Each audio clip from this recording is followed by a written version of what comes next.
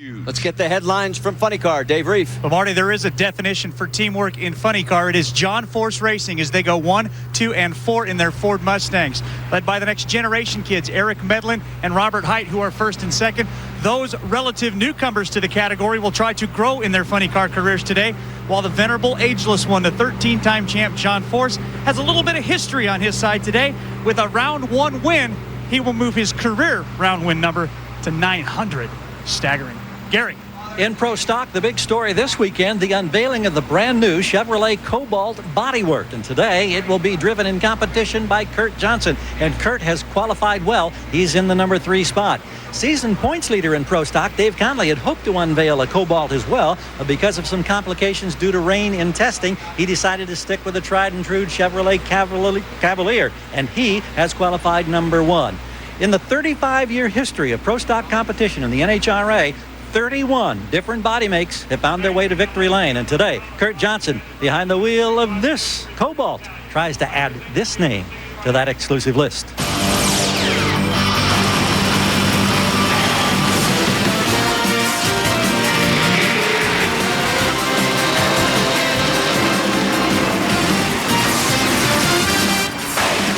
ESPN, the worldwide leader in sports, presents exclusive coverage of the $50 million NHRA Powerade Drag Racing Series. Today, from Bristol Dragway in Bristol, Tennessee, it's the 5th running of the O'Reilly Thunder Valley NHRA Nationals.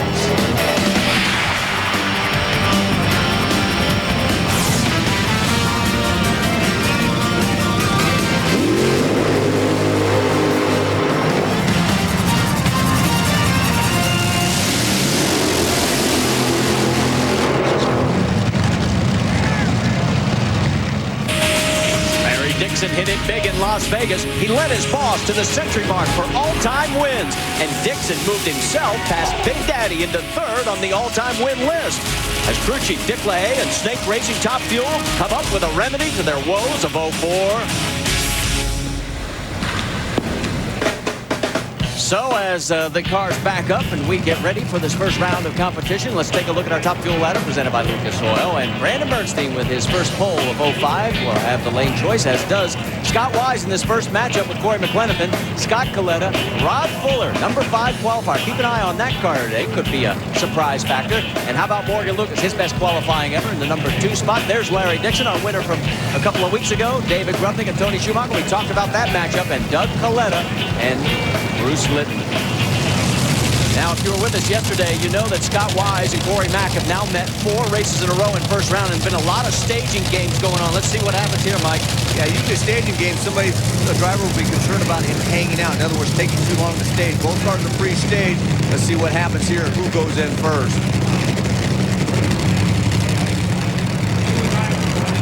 A little bit of a staging duel for Top Fuel right here. Up.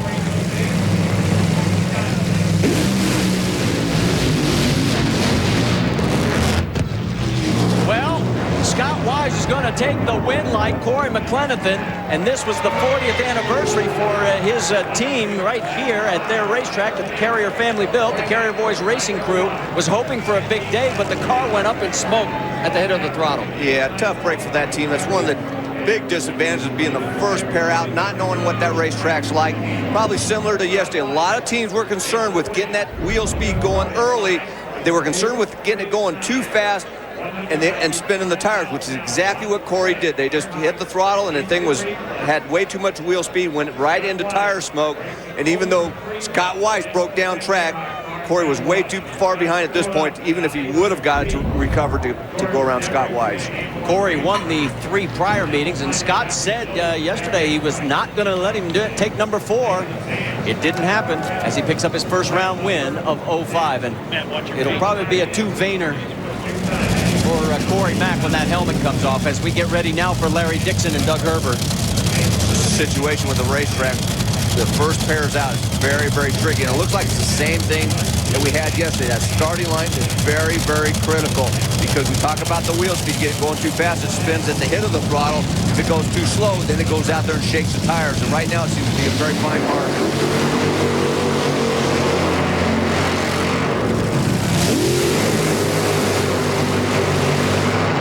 This matchup, but first let's go to the far end. Scott Weiss, fourth time was a charm. How good does it feel to finally get the job done against Corey Mack? It was a charm, I'm telling you. It's been, the Barrett people have been holding behind us here with 3 times in a row with those guys. And Corey's a great driver, and it's a lot of excitement in the press about the two of us. But when you race somebody 4 times in a row, who knows what's going to happen? But this car is a hot rod. We race a little different way than everybody else does. I knew he smoked the tires from the radio, clicked it off early. Not really looking for lane choice here, but looking to make sure we conserve this thing and go 4 rounds today. Sun is shining on the Weiss team right now, guys. Well, you saw that note about the St. Louis final. The only other time he beat Corey Mack was that year when he went all the way to the finals.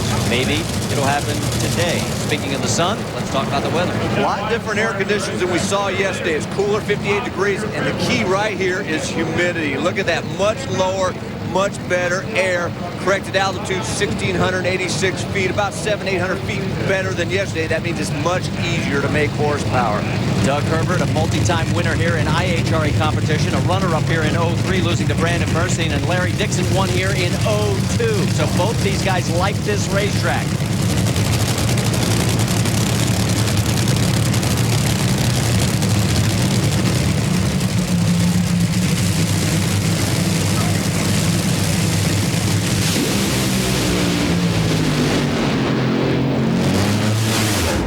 Drag race, and look at Dixon, 4.55 seconds, 327 miles an hour. And we talked about Dick LaHaye getting that consistency back, and here he comes. And he's got it, and I talked with Rob Flynn, Doug Herbert's crew chief, before this run. He said he felt that Dick LaHaye was going to go out there and try to run a 4.55, and that's exactly what he run. They tried to tune their car up. It came up a little bit short, but still made a nice run at that 460. Just a good side-by-side drag race here, Marty.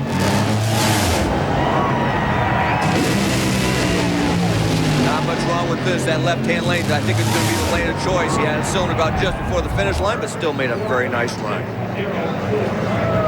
Margin of victory about 5/100ths of a second, half a car length, as we get ready now for Doug Coletta, as he will come to the line up against Bruce Litton.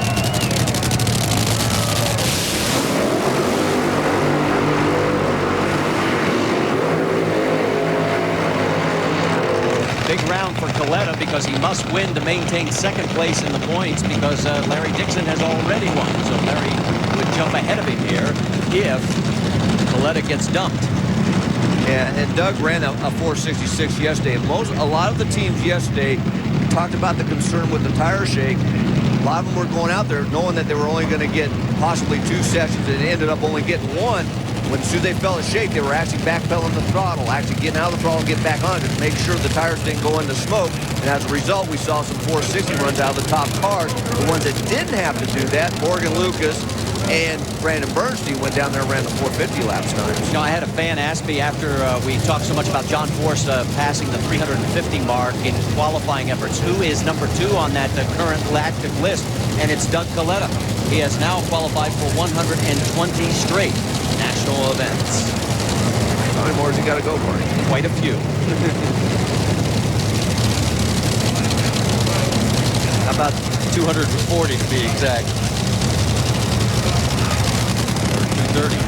Something around there. My math is so good right now. Here we go. Bruce Litton in the right lane, Doug Coletta in the left.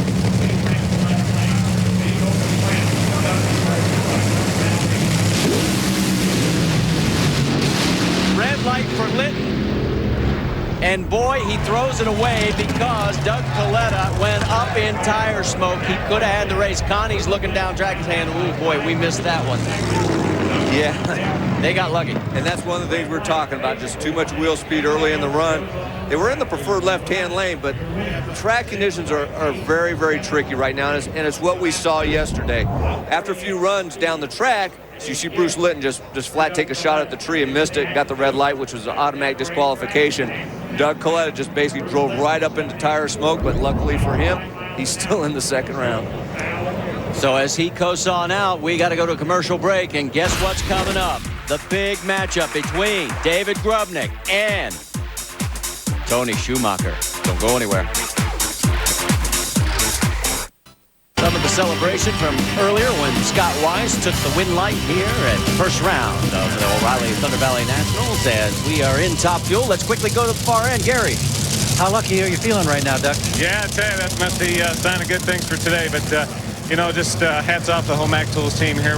We certainly didn't expect that, but we'll take it. We'll see what we can do in the next one. All right. Rod Fuller in the left lane. Mitch King over in the right lane.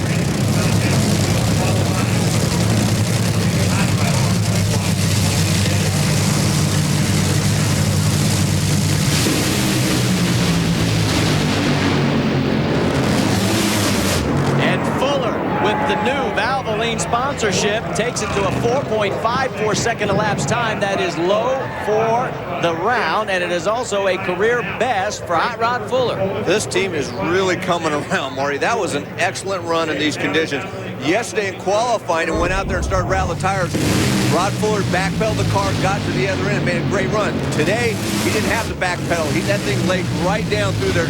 Crew chief Richard Hogan put a nice tune-up on the car, started burning the cylinder head just a little bit before the finish line, but a great run by that team.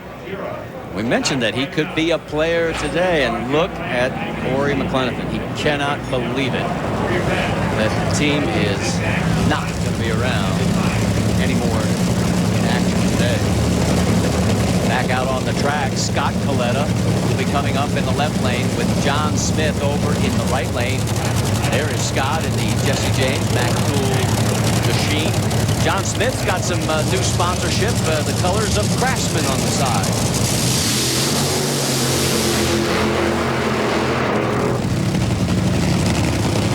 John still looking for his first round win of 05. Failed to qualify back at Houston and Las Vegas. For Scott, remember, he came out of the gates winning at the Winter Nationals, but has since not made it out of second round. Scott Coletta watched his teammate and cousin Doug smoke the tires. They know what the setup was on that car. But remember, Scott's been struggling. Like you mentioned, they came out of the box room very strong, but they've been having problems making the kind of horsepower that they're so used to making. As a result, the clutch hasn't been working properly, and that's been causing the car to go out there and smoke the tires. So hopefully they did learn something from Doug, and they'll get this car down the racetrack. Avery? Did talk to Jim Oberhofer late last night following the session that ultimately was rained out, and said he was very happy with the improvements that this car made. Still not happy overall, though, so it is a bit of a question mark as they go into this first round of eliminations. Did seem they'll reach up underneath the dash, Mike, and tweak on an instrument in there. What possibly could that have been? Normally underneath there, it could have been the timers with the clutch. It could have been ignition timing or something to actually, either detune that thing at the hit of the throttle. A lot of times what they'll do is they'll take ignition timing out of the hit of the throttle so the engine doesn't rev up so much to smoke the tires.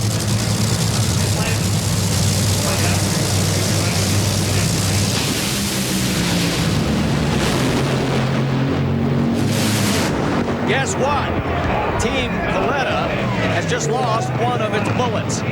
John Smith runs a 4.58 second elapsed time, and if I'm not mistaken, that's probably his best run this year. And look at Virgil. He is smiling for the first time in a long time because this team has been struggling mightily. Where did that come from, Marty? I mean, that was the run of the year for John Smith, obviously. Nobody expected that. I'm sure Scott probably went up there after seeing Doug smoke the tires. They probably detuned it to say, hey, let's just go run a high fit, right around a 460, give or take a 100th or two. And that's pretty much what they ran. They ran a 462. But John Smith, he stepped up, and that thing was flying down through there, especially with his early numbers, to run that 458 and do a great job getting into the next round. What a way to get your first round win of 05. And can you tell how happy John Smith is inside that fire suit? Wow. Okay, here we come. This is the one that really counts. Team Coletta controls their own destiny right here. The points leader is over in the other lane. You're on board with David Krupnik.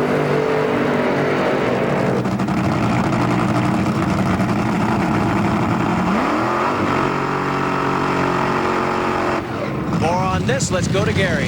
John Smith, I know you're smiling. You got the new Craftsman colors going. How good does that feel right now? It's awesome for Craftsman. Everybody back home in Anderson, South Carolina. It's just awesome. We've worked really hard this year. It's been tough on everybody with Rhonda setting out, losing sponsorship. But hey, we're going to come. We're trying our hardest to do this. And just thanks everybody out there back in Anderson, South Carolina, Glenn and everybody. We're going to go another round today, hopefully. Guys, they tell us that they're going to have a second car in competition in 2 weeks in Atlanta. Thanks, Gary. As you look at Tony Schumacher, he is the only Top Fuel car that has not lost in round number 1 this year. I probably just jinxed him. But on the positive side also for Tony, he has beaten David Grubnick the last 10 times they've gone head-to-head.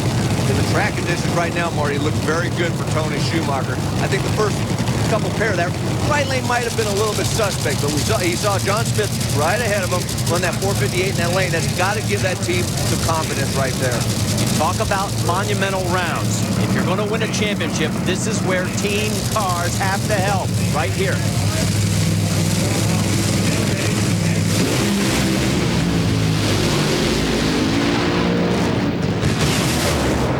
And Grubnick gets it done. It wasn't the run that they wanted, but the points leader has been punched out in the first round for the first time this year. A 5:24 to a tire smoking affair for Tony Schumacher, and it looked very similar to what happened to him yesterday in qualifying. Yeah, they're just having trouble getting the car off the starting line. But hey, Marty, how about this? The only Coletta car that went down the racetrack was Scott Coletta, and he's going home. I mean, that's drag racing, isn't it? Watch Tony Schumacher here. That thing did not move 2 feet and blew the tires off. David Grubnick went out there and spun the tires down track, probably about 300 feet, and he just legged it down through there and into the second round. Underneath that helmet, a very happy Aussie Dave. And you see Tony Schumacher being pushed off behind him. And we've got to take a commercial break as we take another look at the run. And that's just how quickly he disappeared. Stay with us.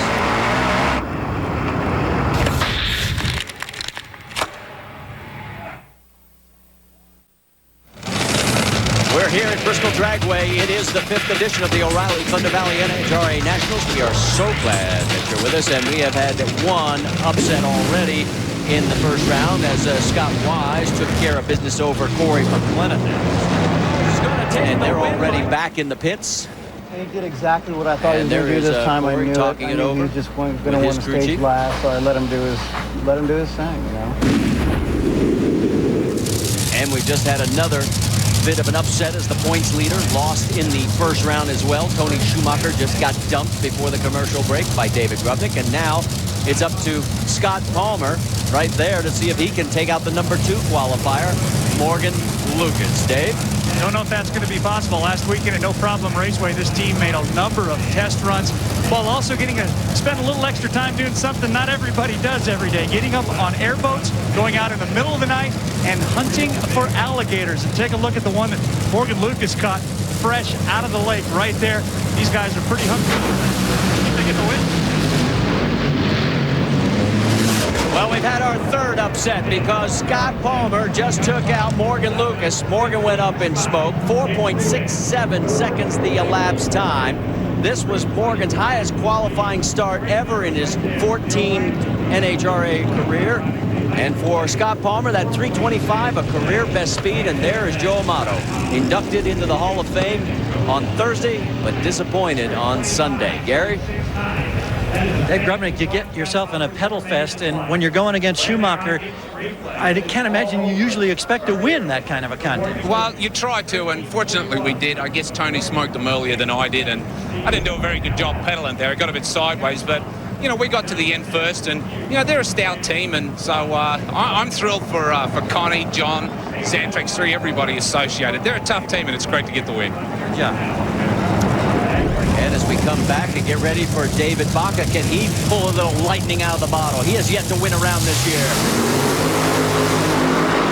He's got to take out number 1 qualifier, Brandon Bernstein. So the burnouts are complete. We'll talk more about this matchup, but first let's talk about 2 weeks. We hit the Summit Racing Equipment Southern Nationals. Saturday qualifying, May 14th, 7 Eastern from Atlanta. And NHRA Today, presented by Lucas Oil, Sunday, May 15th, 11:30 a.m. Eastern. Final eliminations at 7 Eastern, 4 Pacific, all on ESPN2. And for more, just log on to ESPN.com. Well, Scott Palmer picked up his second career round win, first of this year, by upsetting the number 2 qualifier. David Baca has yet to win this year. He's got Brandon Bernstein, and Bernstein being 9th in the points. This is the kind of day he's got to take advantage. Schumacher's out, the door's open. Yeah, and the key is taking advantage of it because, like we're seeing, it's very, very tricky out there. That man right there, Tim Richards in general, he knows that. He knew it was tricky yesterday, and he went for it. He thought the track was better than what he thought. He gave it a lot of power at the hit of the throttle to get the wheel speed going, and then took a lot out of it to get through the shake. Now, if he's trying the same thing here, we've seen some cars spin the tires early, so hopefully he doesn't spin the tires at the hit of the throttle. If he doesn't, I think they're going to be fine.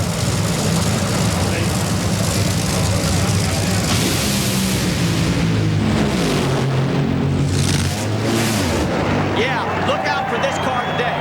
4.51, 331 and change. And yes, the Budweiser team and Tim Richards has got this racetrack figured out right now better than anybody in Top Fuel. No question about it. And that's in two different lanes. They ran the right lane yesterday in qualifying, come over in the left-hand lane and did the exact same thing. He really does seem to have a handle on this race car. Brandon just made sure he kept that thing in the middle of the groove into the second round. Good job.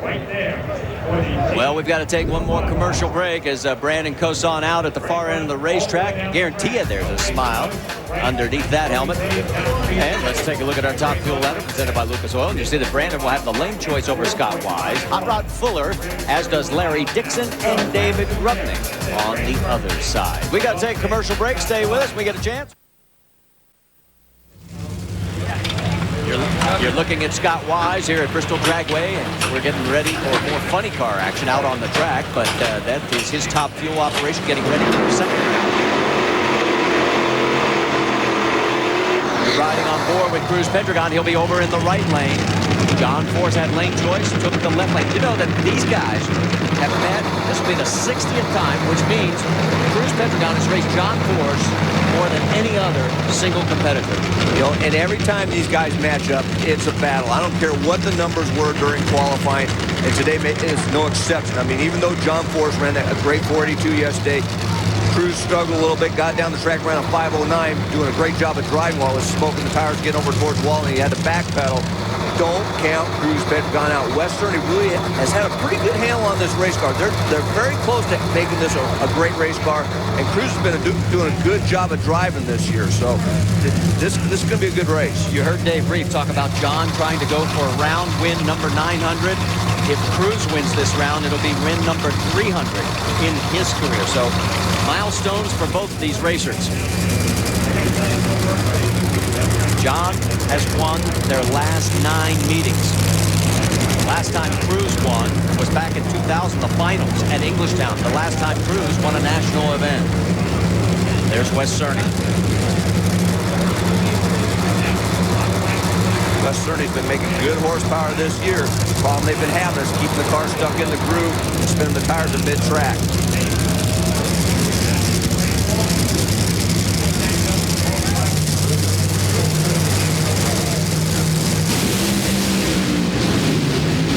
Job.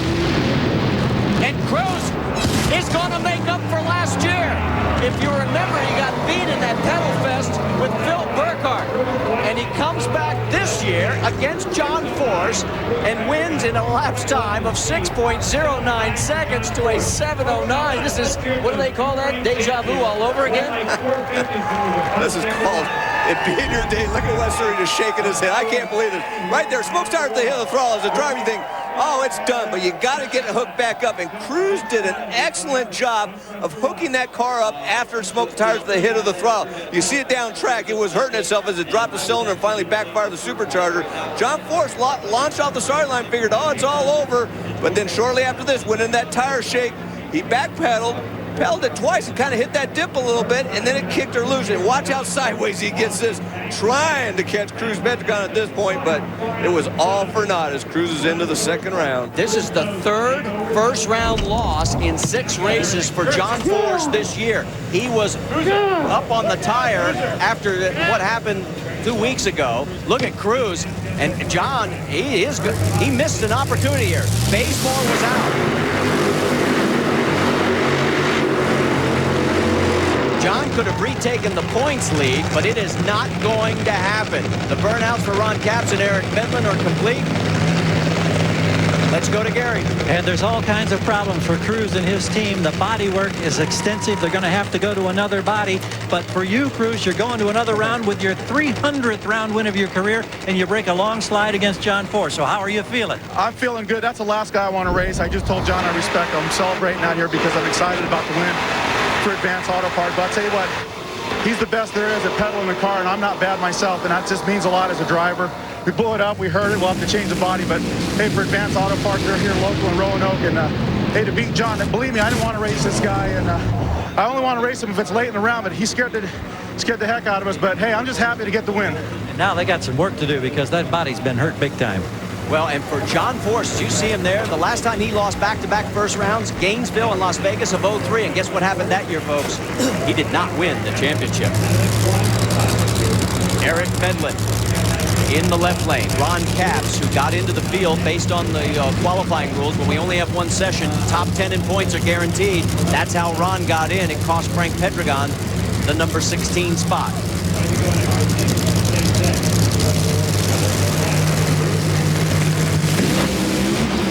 Here we go again. Ride him, cowboy. Yeah. And it's Eric Medlin who ropes it home first. A 920 to a 980. Oh, my. Now, that is almost an exact carbon copy of last year with Phil Burkhart and Cruz. Except Eric didn't win on a hole shot. That's the only difference. But I'll tell you what, try and count how many times these guys backpedaled. It sounded like it was going on about 58 times. I mean, they both spun the tires at the head of the throttle. You see Eric. Now, Eric took a little bit different strategy. I think Ron was trying to kind of feather at this point here to get it hooked up, and Eric was just up there just kind of slapping the throttle, and it seemed like it worked a little bit better with his setup, and obviously it did as he got the win just ahead of Ron Capps, but this was just a great race no matter what the lap sign. And there wasn't a mosquito in Sullivan County. Could you see that cloud of smoke? There's John. Let's go to the far end. Well, good news for your young protege here, but not so good news for you, John. How do you take and accept something like this? I'm upside down. Bazemore, he tried to give it to us and choked it out there, and whatever went wrong, and then Mile Heap blew the tires off Chuck. I pedaled her like 5 times, no Cruz. I thought, well, he's dead over there next door, but I couldn't get her off the center line. She just whacked her too many times, but that's why I got 3 cars with Castro Syntax AAA, and then old Junior, he pedals the after goes right down that old dragway. Even with the 950 shows you anybody can win. Thank you. Eric, what did it look like from your seat? How aware were you of your opponent in the fact that he was having this similar type problem? Well, you know, I was aware of one thing, and Capps is a pedaling fool.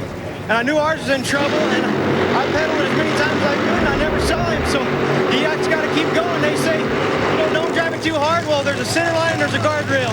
You don't lose until you hit either one or cross the center line. So I'm going to keep going until she's upside down. Oh, it's wild and wacky. And I think that rodeo terminology, Marty, goes a long way today. Yeah, he just roped in one big one right there, and Dad is thrilled that his son did the job. As we get ready, I'm going to tell you, normally I wouldn't worry about this kind of statistic, but for Jack Wyatt, the last time he won a round was 1998. Because we've had so many upsets, we might as well talk about it because it's probably going to happen. Let's go back, take another look at John. He was talking about the run. I want to see this one more time because you see John going to tire shake and he backpedals it. It looks like it recovered. Right there, he gets back on it. Looks like it recovered, but then he gives it one more slap of the throttle right as it hit that dip. I don't know. They'll have to go back and look at the computer, but it's almost like it didn't need that second one, and that's what really possibly upset the car when it got to that dip in the racetrack. But there again, they'll go back and look at all the information and try to determine what actually happened. There is Jack Wyatt, the number 15 qualifier. You remember what happened in Top Fuel. Morgan Lucas got dumped as the number 2 qualifier. Robert Height's going to try and avoid that same fate. There's his number. You know, it's a situation here. I know crew chiefs and owners don't like it, but when you spin the tires to hit the throttle like that, a lot of times you got to reach over and grab the brake and just hold it and try to roll into the throttle until it hooks up, because it's very hard to slow that tire wheel speed down with 8,000 horsepower that they're making today.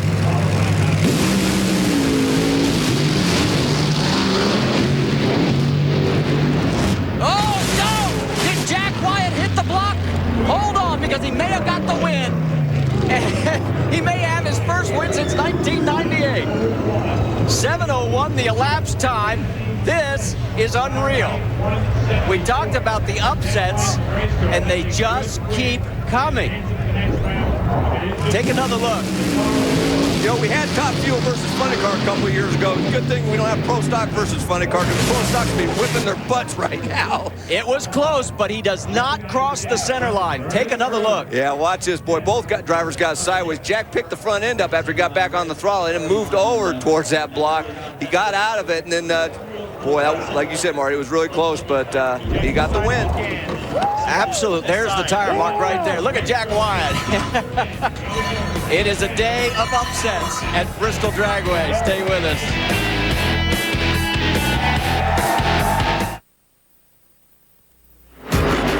And this is Bristol Dragway, and this is how they get the race cars back for the 75-minute turnaround. Eric Medlin's crew being escorted by the police.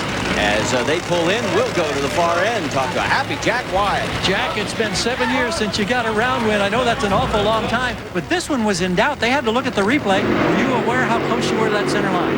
Yeah, I really was. I thought I almost went over it too, and I go, oh man, but I thought, I brought it right back. I just can't say enough. My crew guys have stuck it out with me. My sponsors, Race Girl, LEM, thank you very much. It's just a great feeling to be not only here on Sunday in Bristol, Tennessee, but the people from Powerade, all the people from NHRA have treated me great. I can't wait to go to another round. And your day isn't over yet. Keep it going. No, thank you very much. All right. The top three in funny car points are on the trailer heading home. This is going to be an earth-shaking day when it comes to the championship. There is Tony Schumacher, the top fuel points leader. He's on the trailer.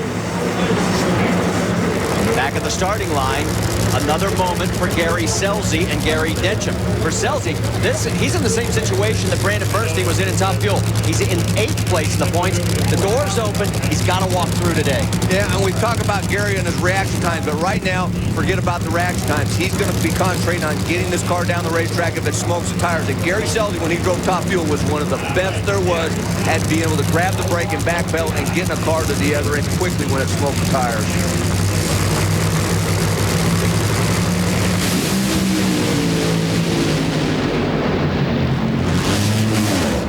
Never in doubt, and we have our first 470 run of the weekend. Scelzi goes 4.79 seconds, 325.37 miles an hour. So that, a very stout run, to say the least. It is low for the entire event. Stay with us. We're coming right back. Here's just some of the thousands that have turned out here at Bristol Dragway. We finally have the sun out after days of soggy, wet weather, and we're glad to see everybody here. And it has been an eventful first round so far. Take a look at our funny car ladder presented by Lucas Oil, and take a look at the guys that are already on the trailer. As you can see, Cruz Pedregon will meet with Tony, his brother, in the second round. And there is Jack Wyatt dumping height, and there is Scelzi and TJ also making the advance. As we get ready for Tim Wilkerson in the left lane, Bob Gilbertson in the right.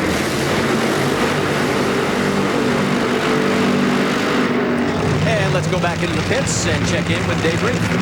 Tony Schumacher and I shaking our heads at what's going on out there in funny car. You'd have loved to have that opportunity to pedal and put on a show like that. Just wasn't meant to be. No, I had the opportunity to pedal it. Unfortunately, the other guy didn't. Rudnick, he had to do a little bit of work down there, but that's the way it goes. We've been very strong. We haven't lost first round in a long time, and you just can't win them all. With one run like that, that makes it awful tough to find the right date up here on the mountain. And, hey, it's a long season. We still wouldn't trade my car and my team for the world, not in a million years. These guys are bad at the moment, and they'll get it figured out. 17 races to be exact since his first round exit of a year ago. But, hey, they maintained the point lead through all of that. Gary? Well, with Gary Scelzi is up here, and I want to know what's going through your mind when all these wild and wacky things are happening in front of you as you wait the stage and get down the strip. Well, Gary, as a driver, there's nothing you can do. You put all your heart and soul in the crew chief, and you know it's going to make it. And right when whoever it was that ran ahead of me smoked the tires, Robert Hyde, I saw Zippy get back in, and they changed the MSD, and they slowed it down a little bit more. And evidently, thank God they did, because the 79 was stout. I stole a little bit off the starting line because of this reaction time deal, but I didn't steal much. So whoever it was, his lane choice for the next round, and believe me, that's going to be a key thing here this weekend. Matt Cole, Oakley Dodge, I love y'all. Yeah. We'll keep an eye on that lane choice situation throughout the afternoon. Thanks, Gary. As we get ready now, you see the number 7 and 10 qualifiers coming to the line. Tim Wilkerson with the lane choice in the left lane.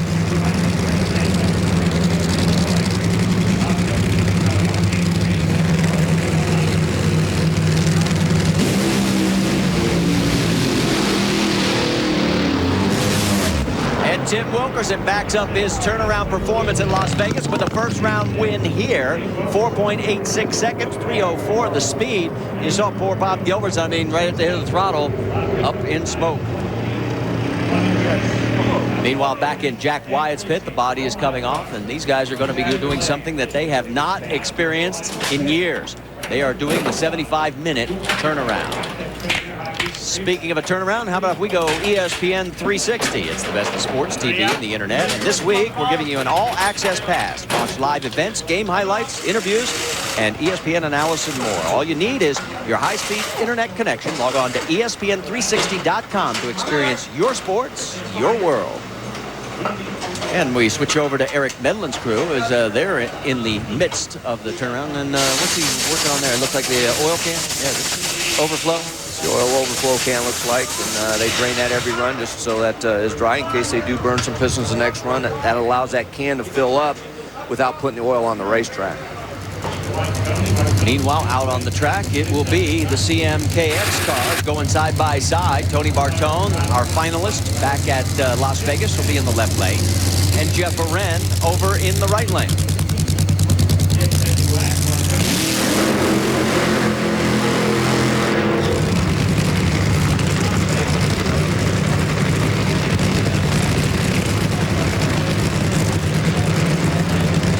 Maybe Jeff Aren might be having a problem, but now the body comes down.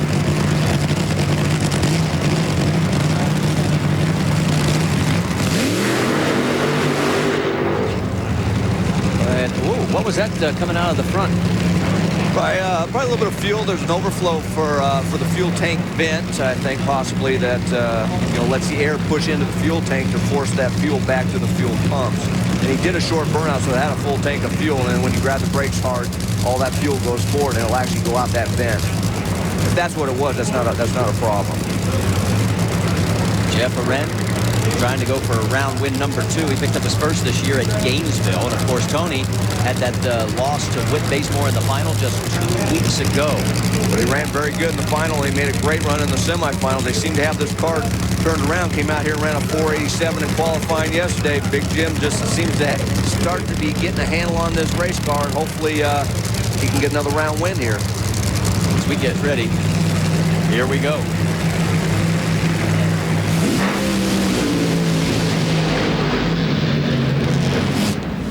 And Jeff Aren clicks it off early, but he gets the win light. 5 seconds flat will do it for him as he picks up round win number 2 of 05. And as we get ready to put a period on round 1 of Funny Car, think about this.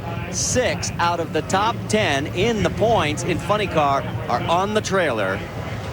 As we look back at Eric Medlin, he is still in, of course, our pole sitter.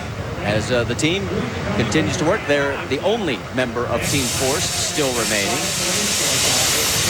And let's take a look at our matchups, and you'll see that Jeff Aren has lane choice over Eric Medlin, Tony Pedregon over Brother Cruz, Tim Wilkerson, and Gary Scelzi over on the other side of the Funny Car ladder.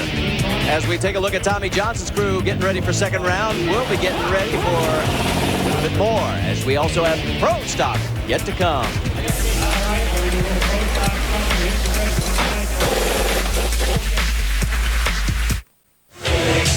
Hey, we're at the O'Reilly Thunder Valley Nationals at Bristol Dragway. Glad you're with us. It's the 6th race of 23, and it has been one huge surprise. We're with Marty Reed, Mike Dunn, Dave Reef, Gary Gerald, and our entire ESPN2 crew. We've lost track of how many upsets we've had, but here's another one. Let's go to the far end. There's Jeff Aren. Jeff, that car shut down. Was that on its own volition, or did you shut it down? Like I said, I never shut it down until it gets to the finish line. Something happened to it. I don't know if it popped the burst panel or blower belt came off or something, but how about Paul Smith? Huh? One run to get down the track and go right down there. Didn't have to pedal it or anything after watching all those other guys. I thought I was in for a fun ride, but in the end, 2 CMKX cars going at it. One of us goes to the second round. Good for our sponsor.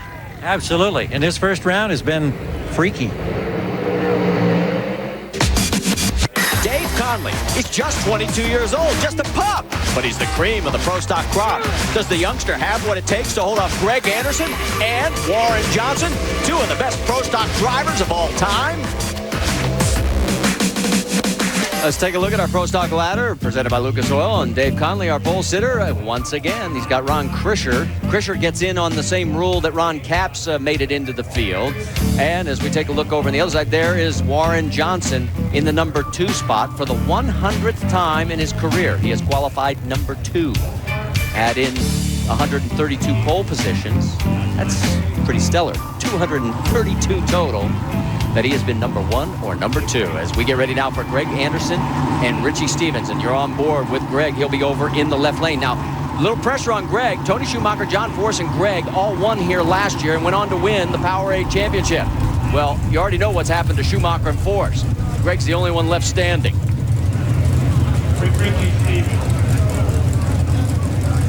Richie Stevens is already free state now. Will there be a duel here? Greg is 6-1 lifetime over Richie.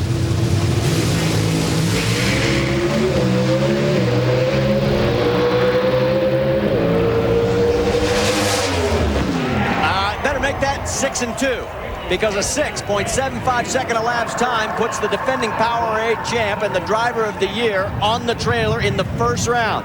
His 6.76 at 2:03, not good enough. How's that for another upset?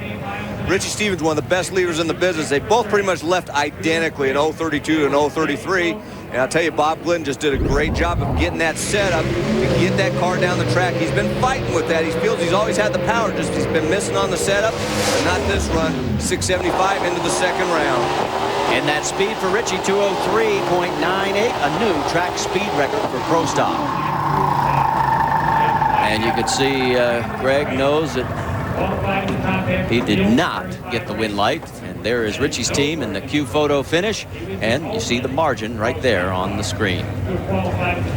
So here we go again. Jason Line and Mike Edwards. Edwards will be in the right lane, Jason in the left lane.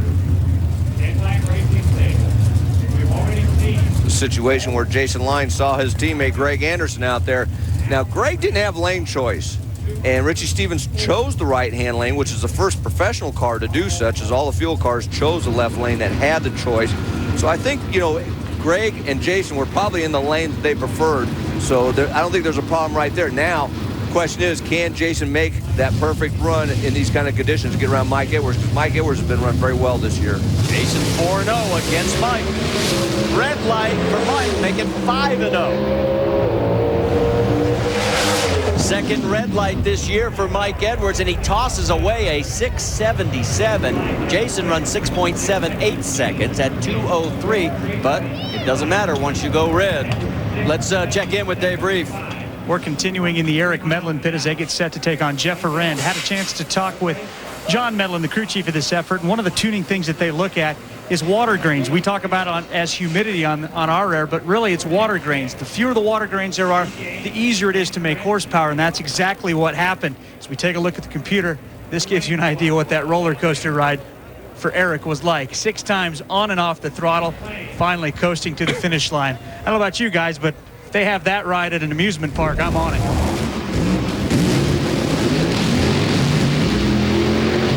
I think you need to give credit to the crew chief, the fact that a driver can backpedal that thing 6 times and not have the engine explode.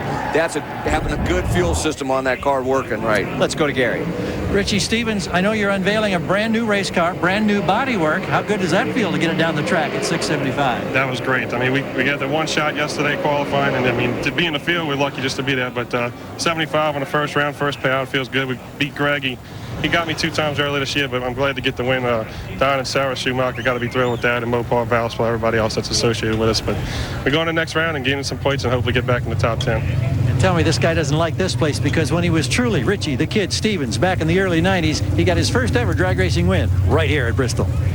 Thanks, Gary. As we look at V. Gaines and Kenny Koretsky, they get that same power from Larry Morgan.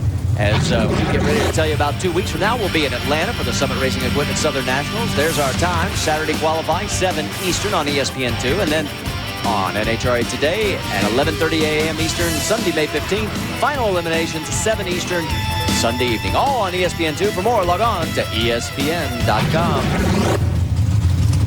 We mentioned the fact these guys share the same power plant. They share a lot of information. And V, the higher qualified car, chose the right lane. And he was originally going to take the left lane. They made a swap at the last minute, and I think that has to do with the fact that Richie made a good run in the right-hand lane, and then Jason, we saw him get very loose out in the middle of the course between third and fourth gear. So I think V said, hey, let's go with the lane that so far has proven itself, and he moved over to the right. Well, V, closest to you, picked up his first round win of 05, our last event back at Las Vegas. Can he pick up number 2 at the expense of his friend, Kenny Koretsky?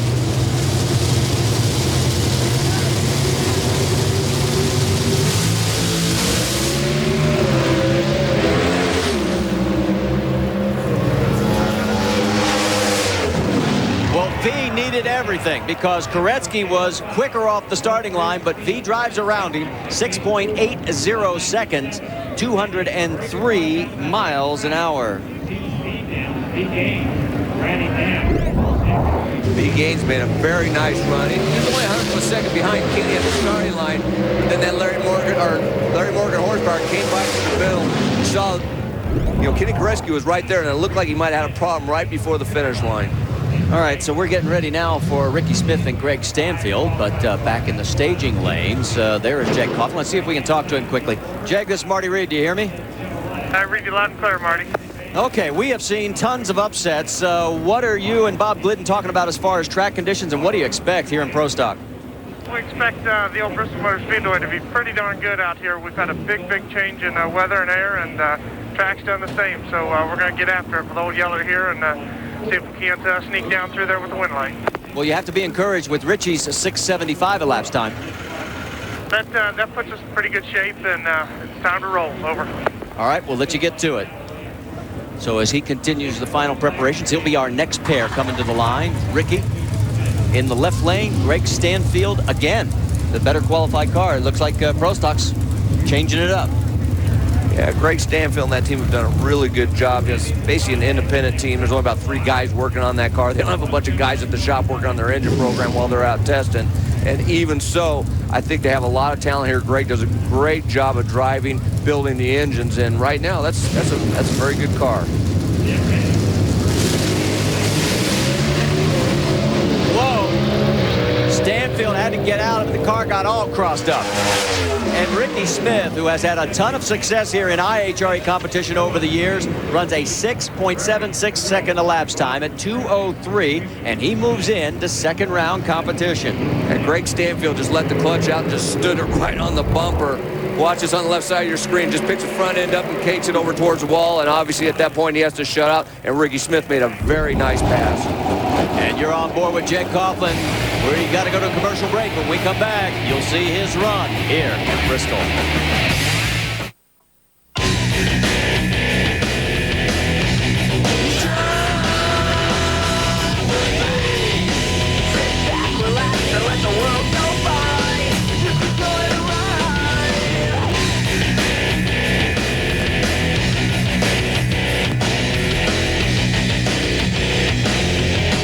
And it has been a wild ride so far. So many upsets in Top Fuel and Funny Car here at the O'Reilly Thunder Valley Nationals. We're getting ready for Jim Yates and Jeg Coughlin. Remember, back in Las Vegas, these guys went head-to-head. Jeg cut the perfect light. Yates thinks he's going to be thinking about that. Let's make her a good one. That's Bob Glidden talking to his driver. He's thinking maybe Jeggy might be a little hesitant, and Yates says, I'm going to be all over the tree. We're going to find out.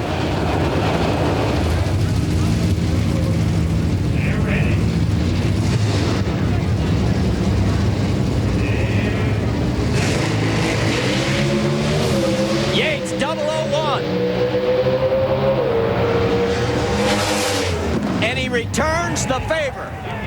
6.76 seconds to a 6.77, a track record speed, 204.42 miles an hour for Jeg, but it's not enough. What can he say about Jim Yates? 001, that's 2,000th of a second from red line, but like you said, Marty, he was ready for Jeg. He remembers the last race, and he wasn't going to be denied. Cars started moving around a little bit early, probably missed the setup a little bit too much wheel speed moved around, but still makes a good run into the second round. You see Jag working the wheel, just trying to keep that thing off the center line. It was wanting to drive towards the center line. Probably cost him a little bit of ET. Passenger side. So there is at the far end of the racetrack, Jim Yates climbing out of the car. Yeah, do you think he's got an elephant's memory on this deal? Get out of here. Let's go back to reaction time at Las Vegas. That was when Jag drilled the tree with a perfect 0-0-0. And I hope, Gary, you get to tell Yates he just returned the favor. Well, he already knows that he got a 001 light, and so you returned the favor here. And it doesn't get much better than that, does it? Hey, I'm gonna start predicting the future. I talked to Jackie in the staging lanes, and I said, I guess I'm gonna have to go 00.5 this time, right? 001. That's awesome. But I tell you, I got to thank God. I got to thank B&W Truck Accessories and Pontiac Grand Am for this fast car and get us a win out here. We need them bad right now. I tell you, working so hard and struggling with this track, but NHRA's done a great job of getting it back to where it needs to be. It's fast out there today. Indeed, it was. All right, we get ready for Kurt Johnson with the brand new Cobalt in the right lane. The number 3 qualifier up against number 14, Ben Watson. Oh, Watson's got the advantage. But Kurt drives around him. 6.74 to a 6.80 elapsed time. So Kurt dodges a bullet. He gave up 5 100ths off the starting line. Yeah, he was just, I think he was thinking more about the track conditions on this one, but the car made a great run at 674 over 204 miles per hour. I think he's liking that Cobalt, Marty. And it is 54 10,000th of a second. And as you saw the Q photo finish. So let's talk about our AmeriQuest Mortgage Company Pro Stock specs a little bit more about the Cobalt. Well, let's compare the race Cobalt to the production Cobalt. 2,350 pounds with the driver is a minimum for the Pro Stock car. The street car, almost 3,000 pounds without the driver. 500 cubic inch versus 122 cubic inches. 1,340 horsepower versus 205. Fuel capacity 3 gallons. They got to change that every run versus 13 gallons. 207 miles per hour is the top speed for the Pro Stock version. Your street version will go 110 miles per hour, but do not try that on the interstate. They frown on that. $270,000, what you're going to pay to go 207 miles per hour. But you can go to your local Chevy dealer and pick up a production Cobalt for about 25 grand. And as we come back down trackside, Warren Johnson, the professor, number 2 in points, alongside of Alan Johnson. Alan, of course, a winner earlier this year, as is the professor. Good matchup here. Watch the Christmas tree. Alan's going to try and get the advantage off the starting line. He does not have the horsepower advantage over Warren. Slight advantage to AJ. Win light to WJ. 6.74 at 204.39 miles an hour. So the professor marches on to second round. Let's go to the far end to Gary. We got Johnsons everywhere. 2 on the track, 1 standing here. Kurt, first run, first round win for the Cobalt. I want to ask you now, in 2001, the Pomona Winter Nationals, you debuted the Chevy Cavalier for the first time, and you got a victory that day, not only in the round, but you won the event. Possible that could happen again today? Well, we're hoping so. You know, that was a real special day for GM when they put that Cavalier project together. You know, this thing's been over a year project right here, and it'd be extra special to win another race with the Cobalt. And, you know, a little jet change to the Cobalt this morning, a little RPM change on the starting line. That thing absolutely set sail. We hope so. We're going to try and win this thing. What a great way to indoctrinate a brand new body style. He's had some success with those new bodies, that's for sure. And he's in the second round. Now, a man who stayed in the Cavalier, Dave Conley, the points leader. And this was simply because they didn't have enough test time. And you're leading the points chase. You know, the thing you got to remember, they can't just take a Cobalt body and put it on their current chassis because the body dimensions are different. You have to build a chassis directly for the Cobalt. Otherwise, they would have just changed the body. So they wanted to stick with this chassis. I think it was a good move. They'll come out with the Cobalt in Atlanta.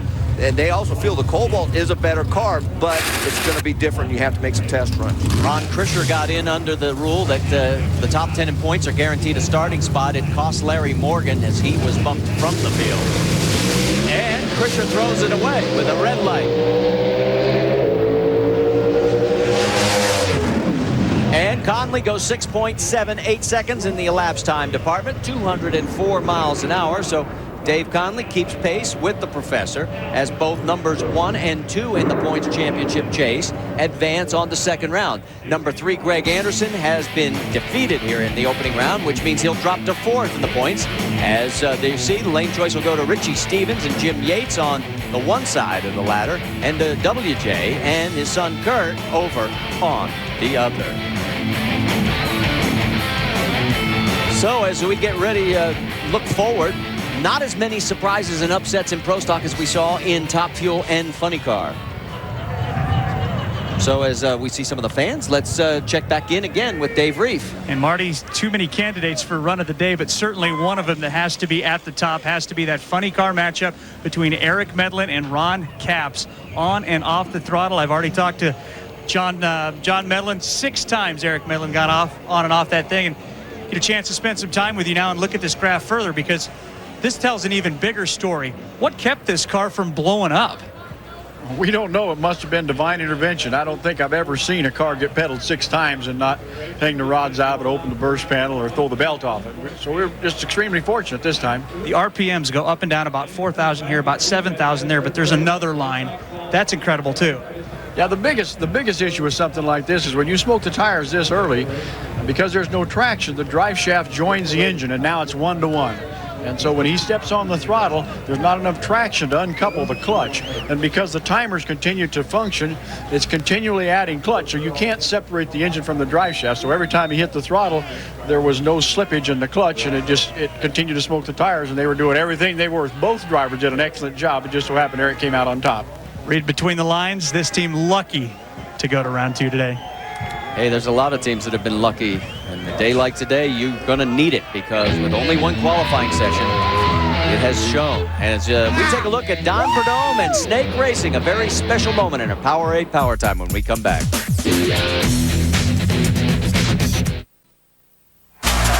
Back here at the O'Reilly Thunder Valley NHRA Nationals at Bristol Dragway, it is the 6th race of 23 on the NHRA Powerade Drag Racing season. And I'm Marty Reed, along with Mike Dunn, Dave Reed, Gary Gerald, and our entire ESPN2 crew. And we're glad you're with us. There's a panoramic view as we take you back to the upsets of round 1 in Top Fuel. Corey McLenathan in the right lane was a victim of Scott Wise. 4th time in a row those two had met. And then John Smith got the best of Scott Coletta. And Tony Schumacher had all kinds of problems right at the head of the throttle, just as he did in qualifying. And how about Scott Palmer, left side of your screen, getting the better of number 2 qualifier, Morgan Lucas. And a very dejected Corey McLenathan sums it up for those who were dumped. As we get ready, it'll be David Grubnick. You're on board. He'll be in the left lane against teammate Doug Coletta. Xantrex 3 now the sponsor. And this brings up an interesting issue. Obviously, team orders could possibly be in play here, Mike. Doug could take over the points lead if he can go 2 more rounds today. But Xantrex 3 is now a sponsor on what used to be an R&D car. Yeah, and for that reason, I don't think there will be team orders, because, like you said, it's 2 different sponsors. It's very hard for you to throw the race. And the fact is, David Grubnick has lane choice. He's chosen the left lane, which everybody has chosen. So unless Connie Coletta comes out and says he actually threw it, I'm not believing it. Well, here is what happened in the first round for Team Coletta. And what's amazing is the 2 cars that advanced, you pointed it out, didn't make it down the track. Well, that's drag racing for you, Marty. Kind of luck of the draw. Scott Coletta makes a decent run, but gets beat by John Smith on this run here. Runs 462, and John Smith's running 458 in the other lane. The other 2 drivers smoked the tires, but one of the competitors red lighted, and the other one smoked tires at the hit of the throttle. Concentration on Aussie Dave Grubnick. He's focusing on the tree. Both cars pre-stage. Here we go. Red light Grubnick. And Doug goes 4.67 seconds. And this wasn't real close on the red. It was a minus 162. So that'll get some people raising some eyebrows. Doug now 10-1 in his career over David Grubnick. The only time David has beaten him was Houston back in 2002 when they were not teammates. Let's go on board. You said it wasn't even close, Marty, but usually for a fuel driver to red light, even if you go 1/100th of a second too quick, it's a guess. No matter whether it's 160 red or 1/100th of a second red, it's a guess, because you just can't react that quick with a top fuel car. So Doug picks up 20 more points. That puts him 37 markers behind Tony Schumacher. You get 20 for each round of racing. So obviously, if a couple more rounds, he could have the points lead. Get ready now for Larry Dixon and Scott Palmer. We talked about how Dick LaHaye is getting a grip on this race car. He definitely is. And we talked about the last race. He was so upset about losing that final round in Gainesville to Doug Coletta because he was racing Doug instead of racing the racetrack. He said he's not going to do that again, and it's showing. He has been reading the track very well. This is a tricky racetrack. Does not say that he won't miss it, but he's been looking awfully good to this point. Let me correct myself. That's 17 points for Doug Coletta. Behind Tony Schumacher, he can take the lead by winning the next round. Now, let's talk a little bit more about Larry Dixon because he has some scary memories here at Bristol 2003. This is what happened in the night qualifying session when the tire erupted, took the wing off, and he hit both walls.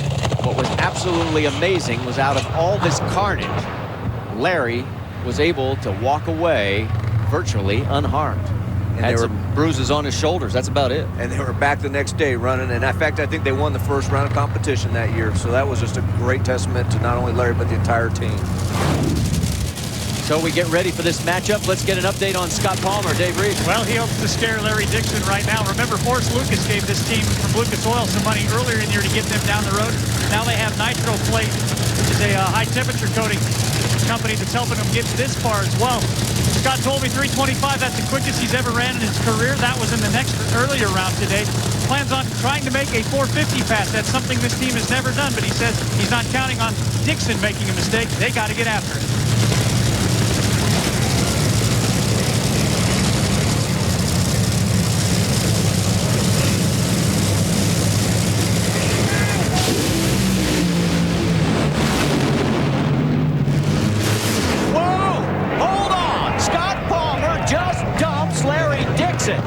He was first off the line for the first time in his career. He's going to go to the semifinals courtesy of a 4.66 second elapsed time, and the upsets continue. This was big, Marty. Like you said, Scott Palmer had about 300ths of a second advantage off the starting line, but Larry Dixon reeled him in very quickly. The problem you're going to see is right there. He started dropping cylinders, and that allowed the Miller Lite car to fall off on the top end and got Scott Palmer in the next round. Come on. Let's check in with Dave Reef. One of his crew chiefs, John Stewart. How surprising is that? You were telling me you're still trying to work on the fuel. Yeah, we're having a little trouble with the fuel system. We're getting everything figured out. It's running a good mile an hour. We just need to pick it up in the middle a little bit now. Scott Palmer, a semifinalist. He's going to like that, Gary. Well, he's popped out. He's on the other side of the chassis. We're going to steer him back up here and get that helmet off. Being congratulated by Larry Dixon. And this has been the upset special today. And we're waiting to find out just what's running right through Scott Palmer right now, because he has to be very, very excited. I understand you've been having an issue with the fuel problem. How much was that on your mind? Well, we were pretty sure we had it fixed the last run. That 325 did it. Listen, everybody stuck with us. This is the hardest deal I've ever done in my life. We're doing the best we can. I'm not going to quit. I'm too stupid to quit. I'm staying. We're going to keep doing it. O'Reilly's, Nitro Plate, Lucas Oil, Forrest Lucas helped us get here. We love him. We hated to race him in the first round. Greatest man, the best family out here, O'Reilly family. We're going. Hey, Rick, Michael, my partner, we're having a great time. Is he excited, guys? And here's the crew. Hey, and these guys, the only thing he's forgotten is the dog and the cat and the parrot and whoever else is back home. And there's Forrest Lucas, the man he was talking about that gave him the extra money to get here. And he's right. He took out his own son, courtesy of the dollars that he helped give to Scott. Let's get ready for John Smith and Rod Fuller, because Fuller could make it to his first ever semifinal with the win with the Valvoline top fueler. He'll be in the left lane. John Smith looking to go to his first semi of this year as well.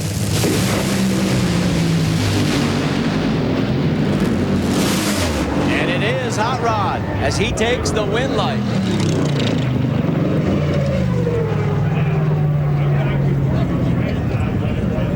So we can't give you the data because it looks like apparently maybe something blew through one of the lights, but you can see right here it is Hot Rod Fuller taking the win light. Yeah, you see Hot Rod Fuller. John Smith basically had the advantage off of the starting line right here and was making a good run early, but Hot Rod Fuller was making up time right before John started spinning the tires. He backpedaled, tried to get the thing to recover, but Hot Rod Fuller was able to drive by at that point as you see the blower belt come off the car at that point. So let's go to the far end and talk to Rod Fuller. Gary?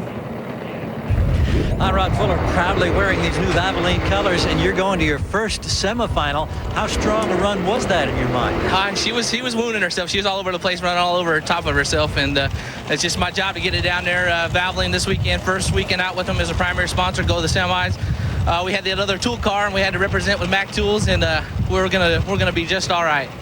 Good to hear it. All right, thanks, Gary. As we come back trackside, our final pair here in second round action of Top Fuel. Brandon Bernstein in the left lane, Scott Wise in the right lane. The most consistent car. Of course, we've only had 2 runs to base it on, 1 in qualifying in the first round. Obviously, is that Budweiser machine tuned by Tim Richards. But we've seen so many upsets, I'm afraid to tell you it's a sure bet. Well, it's going to be interesting to see what happens because, you know, you got to race the track, and the track conditions a little bit warmer. It's 98 degrees track temperature as opposed to 84 degrees in the first round. Now, Tim Richards, even if he knows he could win at a 465, he's not going to do that. He's going to race that racetrack because, remember, if you back it down too much, it goes into tire shaking. He's very concerned with that also. Dave Rick? Scott Wise did let off the throttle in round 1, but the team didn't notice the car was running a little bit lean. They've made those changes. They're going to try to get this car down the racetrack on all 8. Give Brandon a run for his money.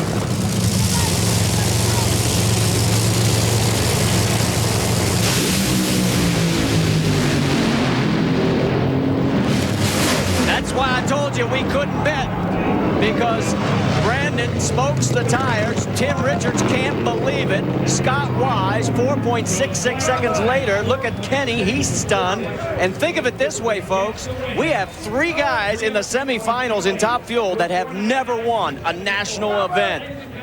Did we tell you this was going to be an exciting, unexpected kind of day? Unreal. Scott Wise give him credit, made a good pass. It was a little bit of a surprise. Once I saw Brandon make it past the 100-foot point right there, nice and clean, I thought he'd be all right. But unfortunately, when he started applying the clutch, that's crew chief Tim Richards applying the clutch at that point, there just was not enough track there to hold those big Goodyears, and they started spinning the tires right there. Brandon does all he can, getting out of the throttle, trying to get to recover. But when the guy in the other lane's running a 466, you're not going to be able to catch him when you're doing that. And you want to talk about reactions? Take a look at Kim Richards and Tim. He can't believe it. Dave Reef. Now with Scott Wise's crew chief Howard. Howard, you guys get that car a little bit closer that time? Looked like it was trying to get down there. Yeah, we had a small malfunction on the first run. It was going to make a pretty decent lap. We were just trying to go A to B, being the first pair out and everything. We tuned it up a little bit that time. Then we got up here and got a little tentative and backed it back down a little bit. So I think it was a smart move. We got the win, and that's all that really matters on Sunday. Scott Wise, Scott Palmer, Hot Rod Fuller. Gotta love these semifinals, Gary.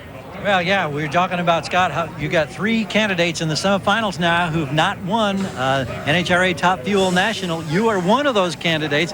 Have you surprised yourself at all? No, this is what's exciting about Bristol. Bristol, for me, for some reason, we've got a little luck streak going. I know that's the king over there. We ran pretty good going 66, but I don't know. Bristol's just like close to home. Family's here. Everybody's here. Thank goodness to Werner Ladders. You know, all the people with industrial ladder. I could go on and on, but Mac Tools, I mean, they really have stood behind us through this thing. We've had a little bit of a dry spell at the beginning of the season, but we're top 10 now, baby, and we're getting ready to move out. All right, go back to work. Thank you. There's the reaction. Brandon Bernstein now 20 races in a row without a Top Fuel win, and only one member of the top 10 in points is still around. Tommy Johnson and Gary Selsey coming up next when we come back with second round of Funny Car. Hold on. Back here at O'Reilly, Thunder Valley NHRA Nationals, and it has been very eventful. Let's get you caught up on what happened in opening round of Funny Car. It was a pedal fest as we take a look at John Force. He was upside Cruz Pedregon, and here's what it looked like as Cruz took the win light. Then Eric Medlin and Ron Capps, both cars over 9 seconds to traverse the quarter mile, and it was Eric getting the win in this matchup. And then Jack White, closest to you. He takes care of business, comes awfully close to the center line, right? there, but hangs on to take out Robert Height. And there is Happy Cruz Pedregon. Here comes Eric Medlin in the right lane, Jeff Aren in the left lane, Dave Reed. John Medlin just told me never in his entire career has he made this many changes from one round to the next to try to get this car down the racetrack. Too numerous to mention.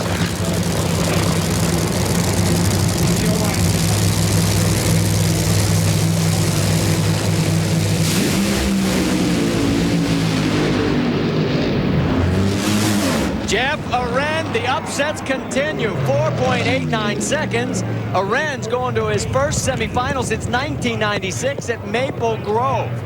It's a career best speed for Jeff, 320.58 miles an hour. John Force says, oh man, we just got to get out of Bristol. This has been painful. I'll tell you what, you can't count Paul Smith and Jeff Aren out. Paul Smith knows how to get down these very tricky racetracks. Now watch on the right-hand side of your screen, you see a lot of sparks coming out from underneath that Jeff Aren car when he hits the throttle in the early part of the run. They are using that clutch up, trying to make sure they don't smoke the tires, and so far, Marty, it's working well. So it's an outstanding day if you are rooting for the underdogs, because we are seeing upsets like we have never seen in the 5 years that we've been doing this since ESPN took over the complete package. And we're getting ready for Tony and Cruz, but first let's check in with Gary. Well, Jeff Aren, 320 miles an hour. I believe that's the fastest you've ever gone, but it's been 9 years since you've been in a semifinal. How good does that feel? No kidding, that's a long time, isn't it? You know, last time I forgot to say hi to my daughter Jenna, so I'm saying hi Jenna first. Now, how about CMKX, VF Trucking, Paul Smith? We got Ronnie Thompson helping us. That's one of the best crews right there, I'm telling you. Very underrated. Great guys. Well, go get him in the semi. We're going, baby.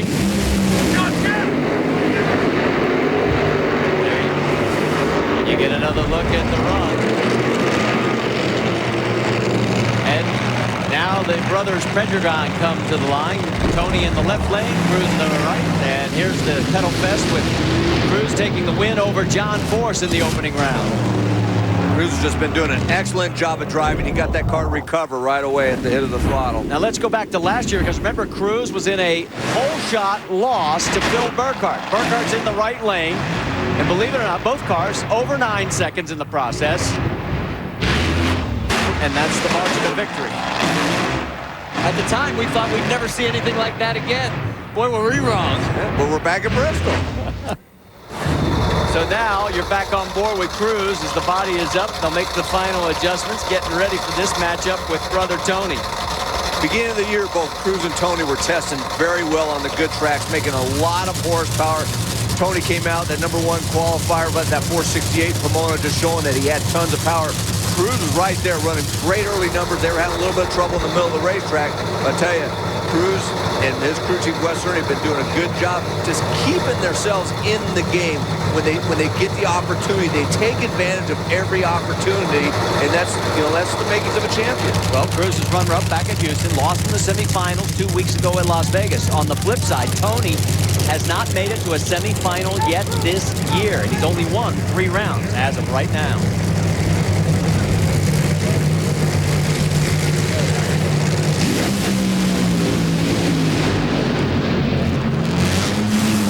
Cruz is going to the semis again. 4.84 seconds the elapsed time, and again you saw tire smoke, the victim for Tony Pedregon, over in the left lane. Wes Cerny, that man right there, he made a nice call right there. A 484 in the heat is not a bad run for Funny Car right now. And Cruz just moved into 3rd points in the championship chase, and another round win, he can move into 2nd. Let's watch Tony and see if we can tell what happens here. Car launch is pretty good. We saw he got pretty sideways. Did it go into tire shake? Yep, right there, tire shake. Got loose. He caught it pretty quick, but then the car made that move towards the center, and basically when he went to correct and got back on the throttle, it just kind of rotated around a little bit on him, and at that point he knew it was over. On board with Cruz. Watch this. This was nice down here, right by here. He dropped the cylinder and worked over towards the center. Look at him working that steering wheel to keep it off the center line. That's what happens when a cylinder goes out on one side, and that's what a Funny Car driver has to do. And there's Cruz. Gary? Cruiser, cylinder goes out. You had your hands full trying to keep it off the center line? Yeah, I tell you what, I had a handful of wheel there, and these cars are hard to drive when it does that, but I felt, hey, Tony, I don't like racing my brother. It's like we built these cars identical, and Tony's as good as I am, so it was just, I like to race the brother in the final, but hey, it's a big round for a big win for us. I'll tell you what, we're just enjoying every minute of this. this car is a great car. I've been telling our sponsors, Advanced Auto Parts and great stuff at Snap-on, that, hey, we can do it, and we're out here doing it. I'm just excited that we're getting, but for sure, the fans at home, when they lose a cylinder, they lose, it's like 4 little rocket jets on each side, and you lose thrust on one of them, and it wants to push you over, so you just got to just drive your rear end up. And that he did.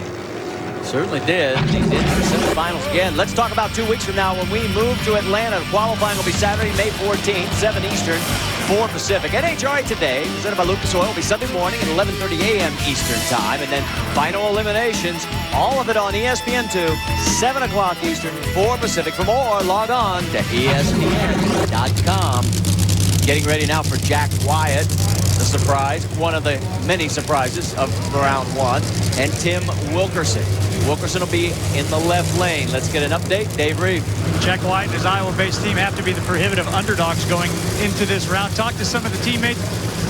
They had a lot of help from Frank Pedregon's crew, also Mitch King's crew, trying to get this car turned around. They were late getting up here, didn't even have a chance to start this car before this round. But being an underdog today, what does that mean? How much? Well, he's never been to a semifinal in his life. So I guarantee you the butterflies and the lump are as big as probably a basketball about now.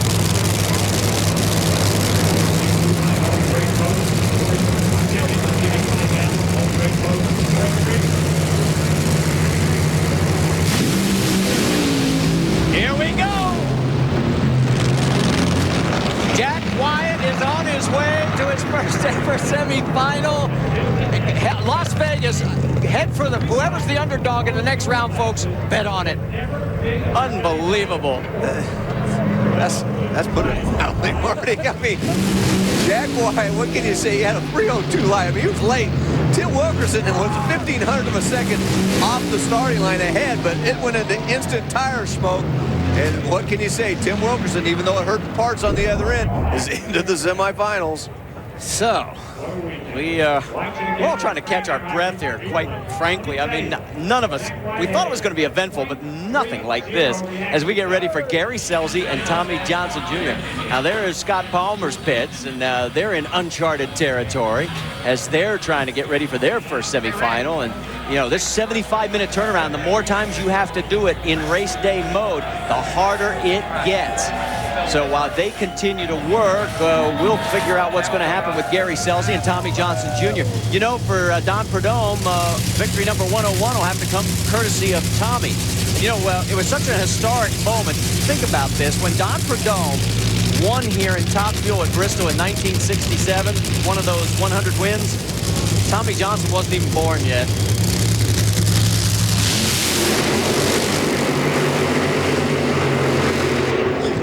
All right, here's 2 of the 3 remaining top 10 point scorers in the championship chase, and one of them is going to be on the trailer as you look at Don Mistake Prudhomme. Big opportunity for both of them to make major gains in the points. As we take a look at Gary Scelzi backing up in the Oakley Mopar Dodge, there are the 4 tracks where he has never won, whether it be in Top Fuel or Funny Car. With the track conditions today, it's not going to be easy no matter who we race, as we've seen up to this point, Marty. But Gary Scelzi, Mike Neff, I mean, that car runs very good. They made a great pass in the first round, that 479. Gary had a good reaction time off the starting line. He talks about always taking a piece, going in deep. He's not going to go in that deep because it seems like, I think, lane choice is in the back of their mind. But one thing I'll tell you about Gary Scelzi, you're in a situation where the track is a little bit greasy and you got a chance that thing's going to go out there and smoke the tires, and so is your competition. Gary Scelzi is one of the guys that I would want behind the wheel of my race car. Gary looking to go to his second semifinal of the year. Same for Tommy. Tommy picked up the win at Pomona, and this is his best performance since. And Tommy's been doing an excellent job this year, too, also grabbing the brake and backpedaling when he's had to. 2 of the best drivers on the starting line right here. And we may need them.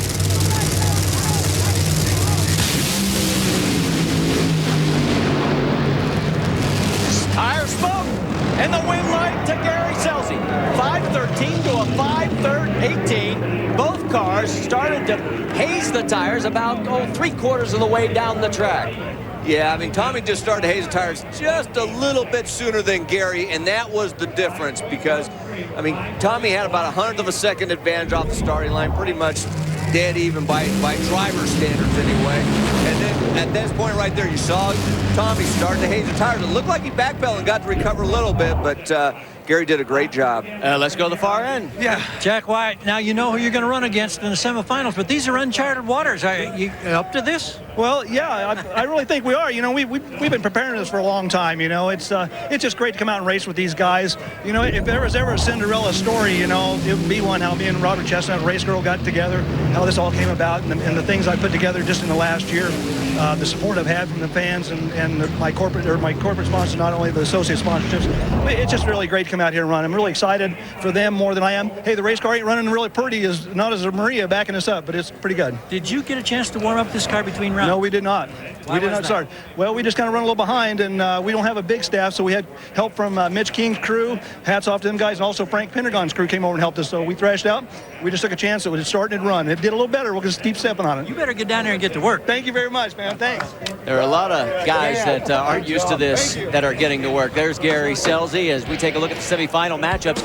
Cruz will have lane choice over Jeff Arend in a one semifinal, and it will be Gary with the lane choice over Jack Wyatt in our other funny car semifinal. Scott Palmer's working on his car, taking care of business with pistons, rings, and we're coming back with Pro Stock. Larry Morgan's going to join us here in the booth. We're back at the O'Reilly Thunder Valley Nationals, and I'm going horse, and we're only through second round, and we're heading for Pro Stock. I'm Marty Reed, along with Mike Dunn, Dave Reed, Gary Gerald, our entire ESPN2 crew, and this has been one wild, wacky day of drag racing. Let's go talk to Gary Scelzi. He's at the far end. Hey, Gary, it's been such a wild and wacky round of nitro racing here thus far. Does that concern you because so many bizarre things have happened as you're going to the semifinals? Well, I got on the radio and I got on the horn to Lanny Magliese, who checks the tracks for us. I said, guys, you sure that right lane ain't better? He said, now there's bald on both of them. We should be okay in the left-hand lane. But Friday night, my little boy Dominic won in the midget junior sprinters. Won Friday night, and last night he put the thing in the fence, and that's what I was trying to do with the Oakley Dodge today. Put the thing in the fence. It knocked the tires loose, and you hate to pedal when you don't see them, but you had to because it was getting sideways. Pedal it, knocked the burst panels out of it, so I'm sure this blower's hurt. These guys got some work to do, but I'm going to tell you what, it's a semifinal, and you think that I never get to the semi, and this year I almost haven't. Well, we're excited about what's going to happen next. Nobody seems to know. Well, here's what we're talking about right there. Got it over next to the wall, a little bit of tire spin there, and backfired the supercharger, but he got there first. And that's all that counts on a day like today. Now let's shift gears, talk about the factory hot rods. We had a couple of interesting races in the upset department. Greg Anderson didn't have lane choice, but that wasn't surprising with the way we only had one qualifying session, but he lost to Richie Stevens in the opening round. And then Jim Yates, there's the margin of victory right there on the Q photo finish. And then Jim Yates returned the favor on Jake Coughlin from 2 weeks ago when Jake treated him with a perfect 000 light. Yates goes out 001. And yeah, he was pretty happy about that. Quite a payback. And we're bringing in Larry Morgan, who unfortunately was on the wrong end of the qualifying rule. And I'm still trying to figure out. I can't see what happened to me yesterday, but I guess the rules, it's not a place to be. Sometimes the rules work in your favor. Yes. This one doesn't. You know, sometimes they do, and it wasn't anybody's fault. My crew chief or any of the crew or NHRA, you know, they had a track that just was so cold, and trying to make it where we could race is just almost impossible. But you know what happened. It's over with. I'll just go win Atlanta and not worry about it now. Just in case you weren't with us and didn't hear, the way it works when you only get one round of qualifying, we take the top 10 in points. Unfortunately, Larry was 11th, and that way he was bumped out because there was a top 10 point scorer named Ron Krischer who moved his way in. Now let's get down to trackside, because here's Jim Yates in the right lane, V. Gaines in the left lane. It's my boy here. I hope he can take her. V has got horsepower from Larry Morgan.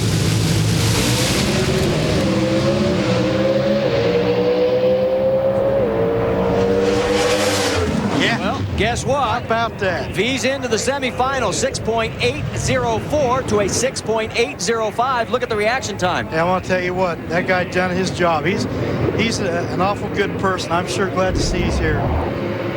Go back and take a look. Watch Jim Yates here. He's been getting squirrely all weekend and gets in a little bit of tire shape, moves it over towards the center, and then he starts reeling through the gears, brought her back in the middle of the lane, but lost a lot of elapsed time at that point, didn't he, Larry? Well, I'll tell you, right at that point, that's where you give it up at, and that's what happened to me yesterday. You know, if you don't make a good run, you're in deep trouble here. Well, for V, that's going to be his first semifinal since Seattle last year, so good fortune for him today. And now we get ready for Richie Stevens against Dave Conley. And there is Bill Grumpy Jenkins, the man who builds the horsepower for Conley. Terry Adams turns the wrenches. This kid is awful good. I can tell you that right now. I've seen a lot of good people in my time, but this kid here, he's pretty good. Richie as well. What makes him so good? I mean, he's good on the tree, he drives it straight, but he practices a lot. I mean, he races a lot. He's just an all-around good kid as well. Well, he's trying to go to his 5th semifinal in 6 races. That gives you an idea just how good he is. He's pretty bad, I can tell you that. I mean, you got your hands full when you're racing. You better do everything right. Watch the reaction time.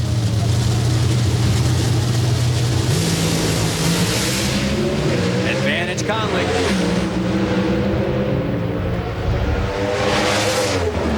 Win light to Richie Stevens, though. He drives around him. That was unbelievable. Take a look. Bill Grumpy Jenkins writing it down. Closest race of the season. The margin of victory, 11 10,000ths of a second. So right now, that could be your Motel 6 winner from Bristol. Well, Dave Conley got 4,000ths of a second advantage off of the starting line. Wow. You know, that's almost considered a dead even start, but still, there it was on the other end. Richie was able to drive around and get the win. That is awful close, I can tell you that. The Q photo finish. That's just how close it really was at the stripe. And there is V. Gaines. Let's go to the far end. Well, V, Larry Morgan was happy. He's up there in the booth with Marty and Mike and watching and approving of that terrific run. You had a great light, too. Had a great light. Did a little driving off the line, but that Kendall Wells Stratus really pulled through. Well, congratulations. Hope that you're able to continue it here as you get onto the semis. Hey, Larry, this one's for you. Thanks, buddy. I appreciate it. There you go. Well, let's go back to yesterday. This was your run. See, right where I was sideways, it was running through the clutch, and then we threw all the clutch to it, and I was just a little out of control at that point. From that point on, I was in big trouble. You ran a 6.86 second elapsed time. At the time you were in the field, but as we said, the rules, the way they work, just not in your favor as we get ready now for Kurt Johnson in the new Cobalt against Ricky Smith in the Cavalier. Ricky Smith made an awfully good pass that last round. Yes, even though Kurt ran that 674, Ricky was right there with that 676. Ricky was right there, and Ricky has done a good job driving. And we'll just see what happens here. They're both very good drivers.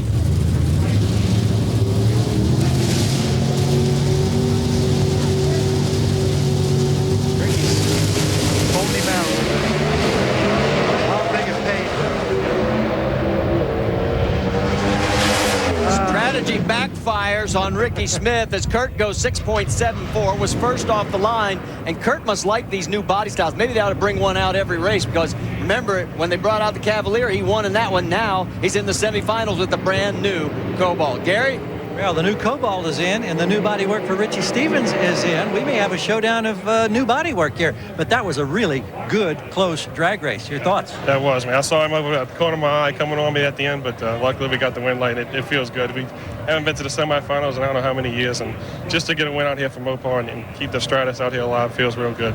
Yeah, 11 10,000ths. That's how close that was. I'm not even a blink of the eye. Let's check in with Dave Rafe. Down with Scott Wise's camp. Keep in mind, Richmond, Virginia, the hometown of this man, 4 hours away. That's why as you look around this pit right now, you'll see 15, 16 crew members trying to help them into their first final in a top fuel car. Keep in mind, this is a team that when they came out in Nitro Land, they ran a funny car, saw the need to come over here and run in top fuel, to try to earn a little bit extra money, and now after 3 alcohol funny car wins here at Bristol, they think maybe their first Nitro win will come in top fuel here today.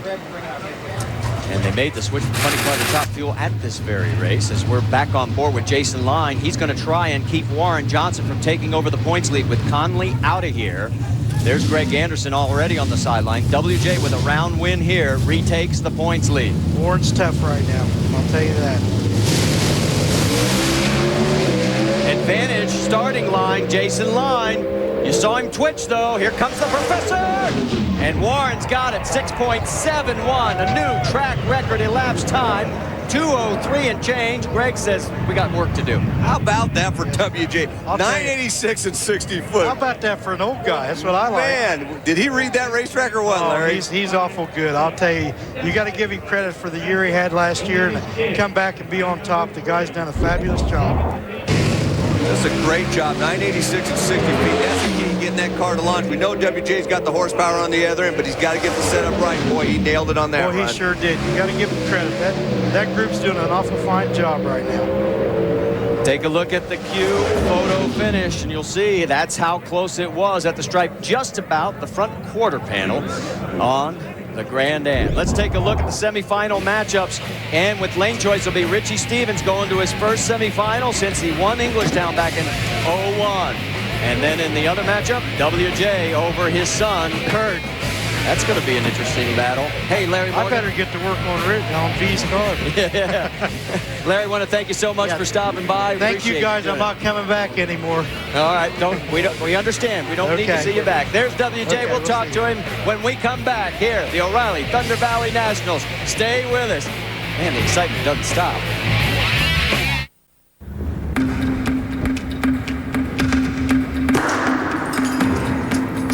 Back here at the O'Reilly Thunder Valley Nationals, it is stop number 6 of 23 on the NHRA Power Drag Racing Series, and the fans that have been here today have seen some major upsets and some downright thrilling racing because we've had a little bit of everything. Let's get you caught up in what happened in the second round of Top Fuel when Scott Palmer took out Larry Dixon right there. Palmer advancing to his first ever semifinal, and then Scott Wise took out Brandon Bernstein. Brandon went up in tire smoke, and you see the reaction from Tim Richards, the crew chief for Brandon Bernstein. Here is our Top Fuel ladder presented by Lucas Oil. Scott Wise has the lane choice over Hot Rod Fuller, and Scott Palmer with the lane choice, that's right, over Doug Coletta.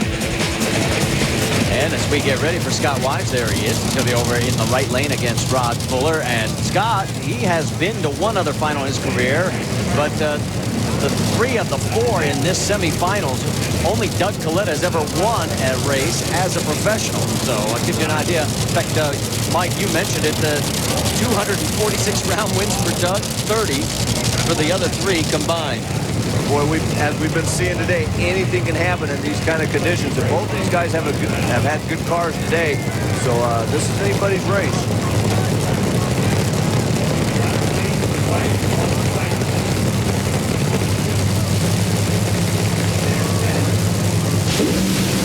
Red light, Wise. And Hot Rod Fuller goes 4.60 seconds, and in only his 9th Top Fuel start, he's going to go to his first ever pro final. So Rod Fuller, the number 5 qualifier, has marched his way into his first ever Top Fuel final by taking out a red lighting Scott Wise. This team has looked very good. You saw Scott Wise just basically take a shot at the tree and missed it. Catching that red light, which is an automatic disqualification, probably wasn't going to win anyways. He drove it down there. You're going to see as he gets down track, it's going to start hazing the tires anyway right at that point there. And Rod Fuller, though, made an excellent pass and run a 460. I'll tell you, Richard Hogan, crew chief, is doing a great job with that team.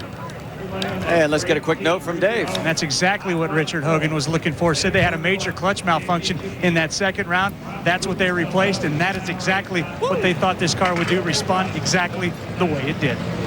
Gary? Well, Hot Rod, what is it, 9 races, and here you are going to a final? Pretty Tell us awesome about that. Pretty awesome, especially after last week. We had some gremlins happen to us in Las Vegas, and this team is like getting bucked off a horse, and we dusted ourselves off, and it's just a testament of what this deal is all about. I mean, what a dream come true.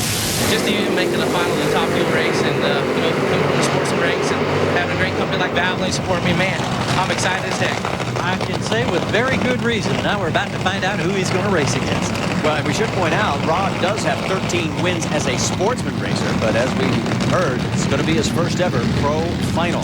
Now here comes Scott Palmer trying to make history as well, because this is his 13th Top Fuel start. He's never been to a pro final, and he's going up against Doug Coletta. Well, they're just looking to go to his 43rd, that's all.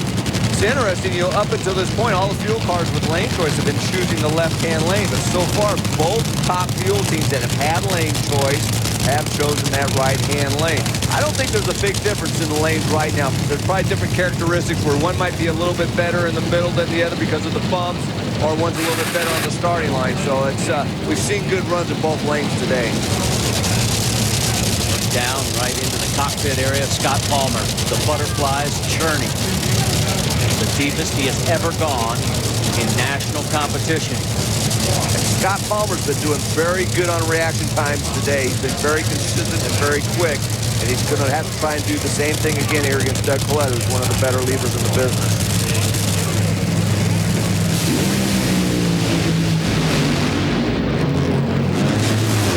No contest here. Doug Collette takes over the points lead from Tony Schumacher by winning this round with a 4.56 second elapsed time. That will be good enough to give him lane choice in the final over Rod Fuller. There you go, Ron Tobler. That's what they've been looking for all day. That was a very nice run in these conditions. 4.56, put a cylinder out right before the finish line, but still made a very good run. Scott Palmer, he went in a little bit deep, tried to get that reaction time, went into tire shake early, and then right into tire smoke, and at that point, did a good job trying to get to recover, but Doug Collette was making an excellent pass, and it was all for naught. So there is the numbers, and you can see by 4/100ths of a second, it will be Doug Collette with the lane choice over Rod Fuller. Now let's shift gears, talk a little bit about the floppers.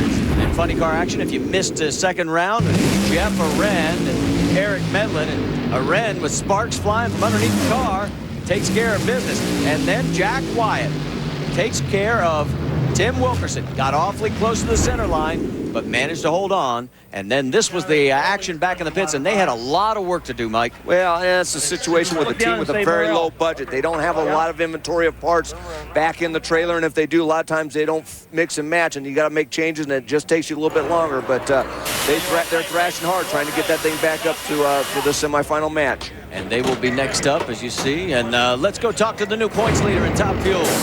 Doug Collette, you just moved into the points lead in Top Fuel. Feel pretty good? Yeah, I tell you, that on that run there, I got through the finish line, and I actually seen a red light up there on the wall there. I was real concerned, but I was glad to come around the corner and see we had a good, strong run that time. Ron and Mac Tools, and, Red Line and all my guys here, we're pushing hard on this thing, and we're trying to get the win here. So we'll see what we can do on this next run. Looking for a little frosting on that cake. Well, as we shift our gears back to the starting line, there is Jack Wyatt. They made a lot of repairs. Dave, you were there. What was going on? Well, a lot of things. We saw a lot of it, and just like they were trying to plan it, getting this car started this time because they weren't able to do that before the second round. Well, once again, due to complications and all the idiosyncrasies of not having a tight turnaround, they were not able to fire this car once again. Wanted to make some belt pulley adjustments right before there. Just flat ran out of time. They practically had to put Jack into this race car back in the pit area. And talk about a commitment to drag racing. Well, Jack Wyatt is making that this year. This is a man who owns a small shop, a workshop back in Iowa, works on cars. Closed the doors this year, Marty, to focus all his energies. So you got to believe this is his best outing, and he's got to be loving his life right now. Over in the other lane, Gary Selzy wants to move up further into the points. He has clawed his way back to 5th right now, and he wants to get to his first final of 05.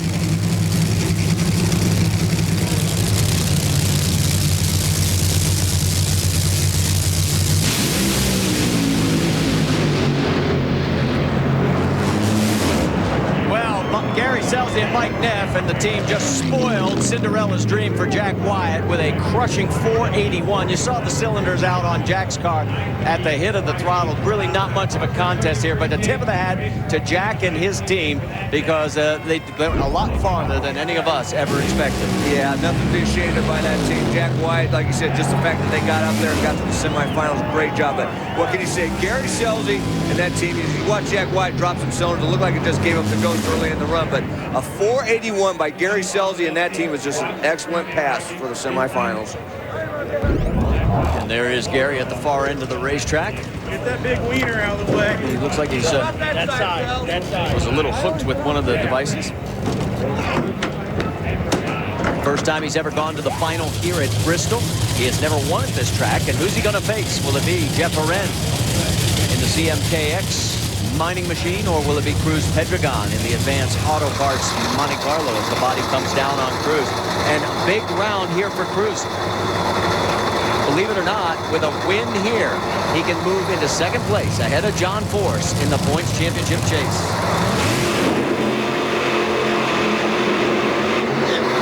And Cruz completes the burnout, and so does Jeff. Let's go to the far end. 481, that pleased you and your crew? Oh, that was the plan. Mike Neff has been so calm throughout the day. He said, we're going to race Jack Wyatt just like we're going to race John Force. He said, I'm going to go up there and make this thing run as hard as I can, and we're going to get sawed off. don't you be lax, he says, but go in thin because we got Cruz or I can't even think, Jeff Wren. You know, lane choice could be a factor when it gets cooler. But I don't know what to say, Gary. It's been a long year. We've had the best car, I feel, of the year, or the best car that hasn't won yet this year. And, you know, Mopar and Oakland, Jim Gennard's calling. He's somewhere. I don't know where in the hell he's at, but he's giving us encouraging words. And, you know, everybody from Mopar, we love him to death, Matco. But it ain't over till it's over. We got to win this thing because it don't count. This is just, well, not foreplay, but playing around. How's that? One of 4 tracks where he has not won in his great career. And Marty, you heard Gary talk about lane choice, and he chose that left-hand lane, ran that 481, and we saw 2 good passes in that left lane. But Cruz Pedregon had lane choice. He took the right-hand lane because he did run that 484 in the previous round. Let's get a quick note from Dave. Just had a great conversation right before Jeff Wren stepped into his race car about the last time he was in this position. It was 1996. We were racing in Reading, Pennsylvania at the Keystone Nationals. A race he indeed won, and he did that with his current crew chief, Paul Smith. So who's going to the final? Cruz Pedregon or Jeff Wren? Here we go.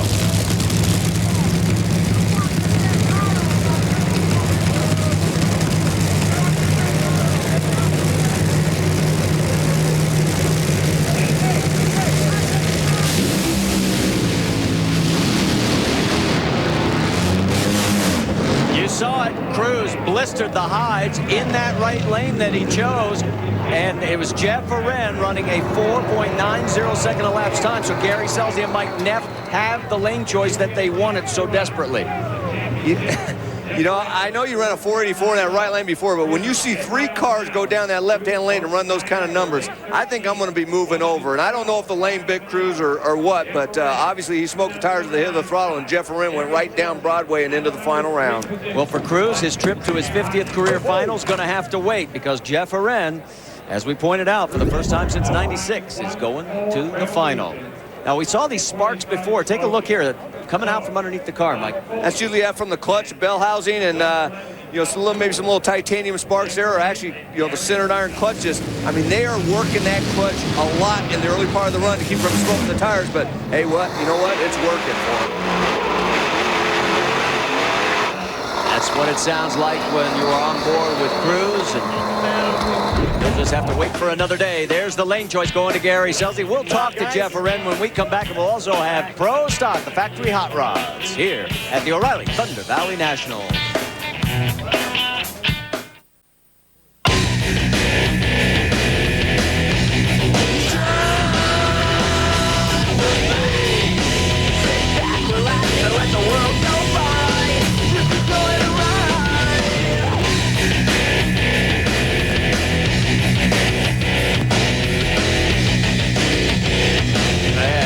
Saw the numbers turned in by WJ last round when he posted a new track ET record, 6.71 seconds.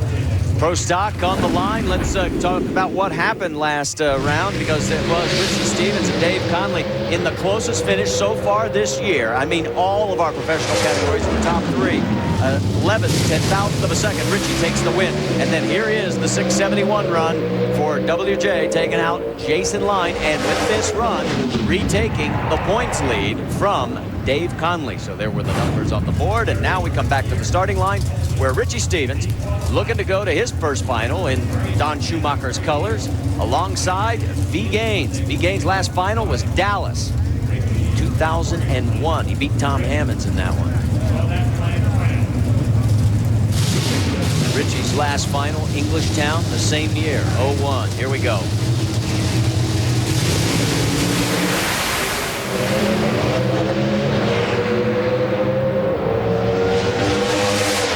Richie Stevens going to his 8th career final, first of this year, as he takes the win light, 6.75 seconds to a 680. So Richie really been pretty consistent with that 675 tune-up.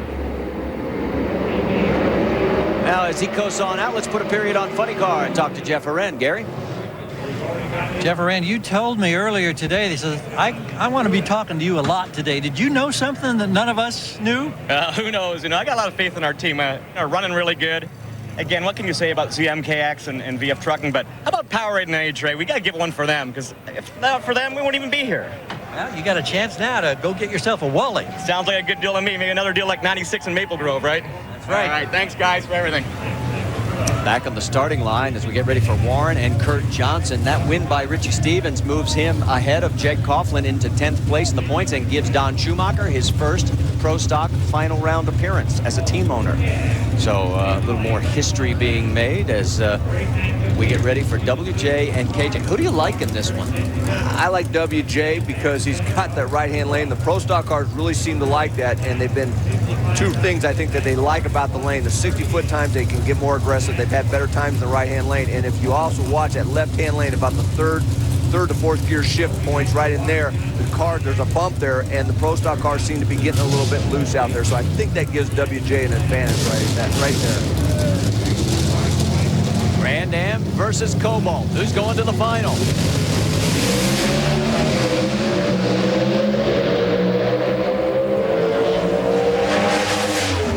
The win light to WJ.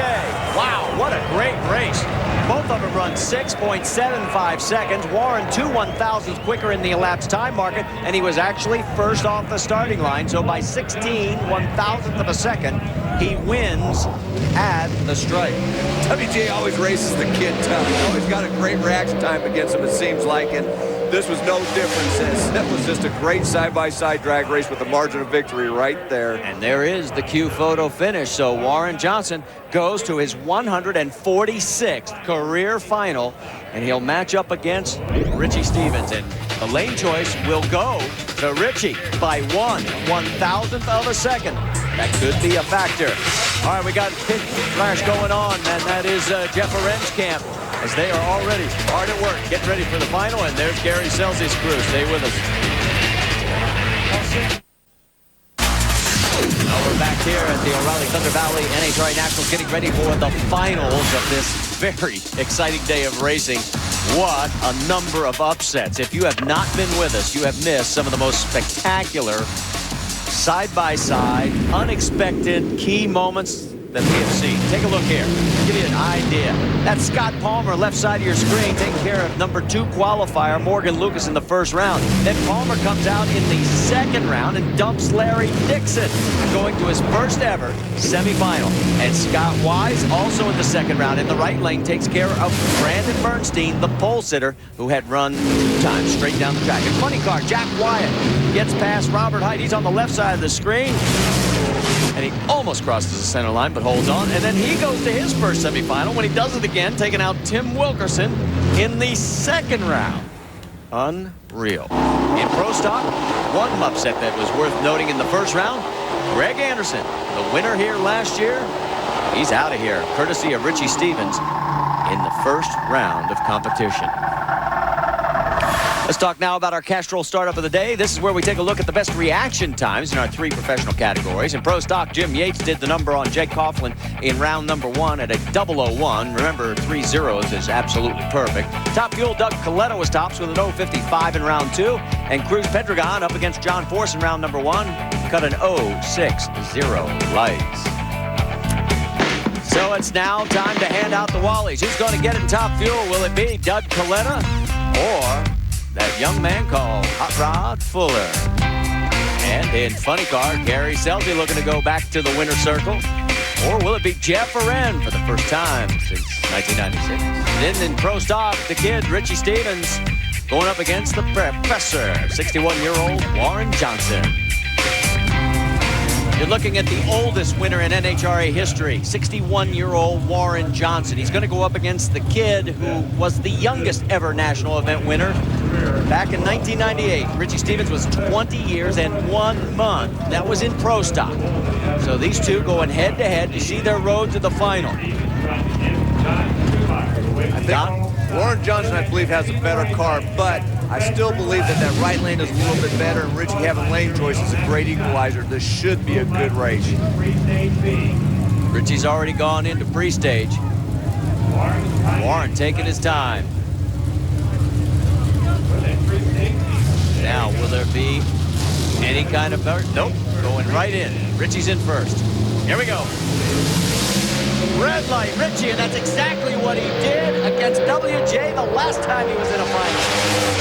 And Warren Johnson not only picks up the win, son Kurt likes it, he also picks up his 800th round win in competition. And look at Richie, he's kicking himself. 400th of a second, and Warren Johnson. Well, he should be kicking himself. Almost 500ths of a second red on that. But you know, he was running Warren Johnson. He knew Warren had the car. He had to take a shot at the tree. But I'll tell you what, that's a tough break for that car because Richie had been running good all day long, and there's still, he had a shot at Warren in the final, but Warren's just, he's awfully tough. What can you say?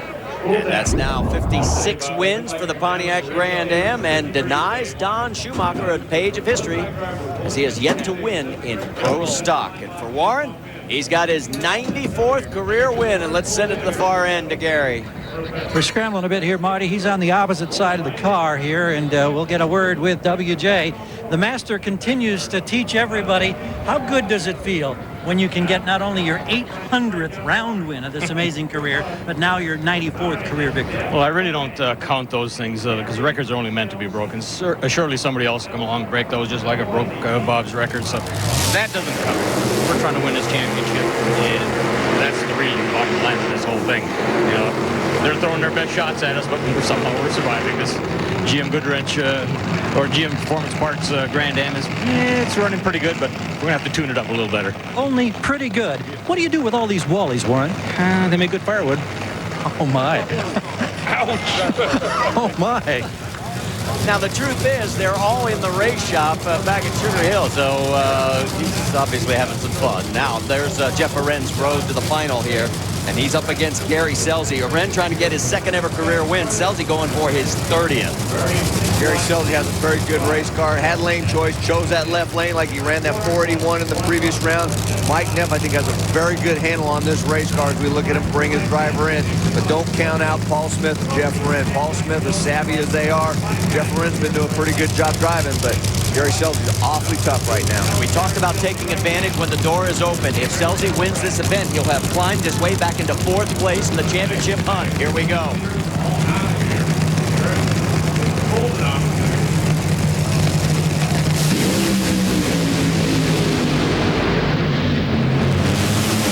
Seal the deal. Scelzi first off the line, first to the stripe, 4.81, and look at the speed.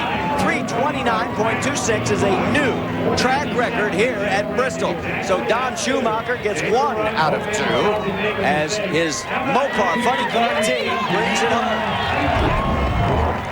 Gary Scelzi did the job on the starting line. We've been getting on about his life, but that was a good light in the final. All 80 was first off the line. Mike Neff gave him a great tune-up to run right down the middle of that racetrack and into the winner's circle. Puts him 63 points behind Whit Bazemore. In fact, the top 5 is spread out by only 73 points. That's less than 4 rounds of racing. Funny car this year. Oh, look out. Here we go. He's been waiting a long time to do the cartwheel. All right, there are the points in the top 5. Look at this, 73 separate Whit to Robert Height. This is absolutely going to be a great season of funny car racing. Let's go to Gary. So this is what they look like this year. Gary Scelzi, welcome back to Victory Lane here. My goodness, how good it must feel. And the numbers are amazing. A 481, 329 miles an hour. That's a new track speed record.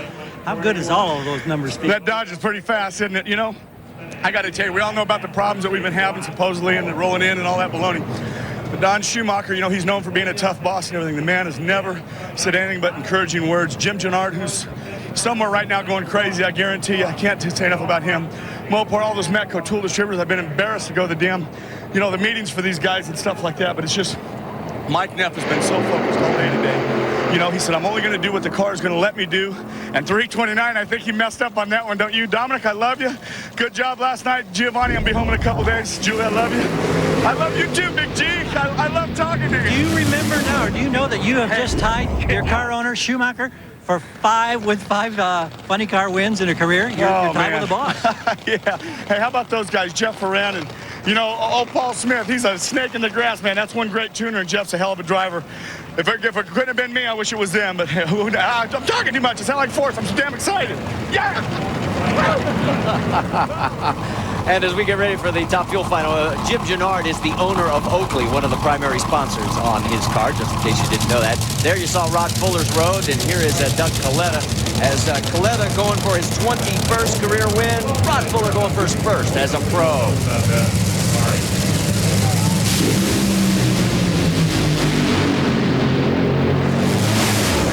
The win light to Doug Coletta in a hole shot.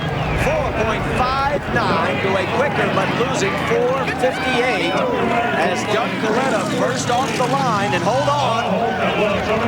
Rod goes into the sand trap at the far end of the racetrack. Now let's go take another look at this run. Just a great side-by-side race. I thought Rod Fuller might catch him because we saw Doug Coletta drop a cylinder about 800 feet. But there's a margin of victory right there. 54 10,000ths of a second. We'll close things out when we come back here to Bristol. 1, 2, 3,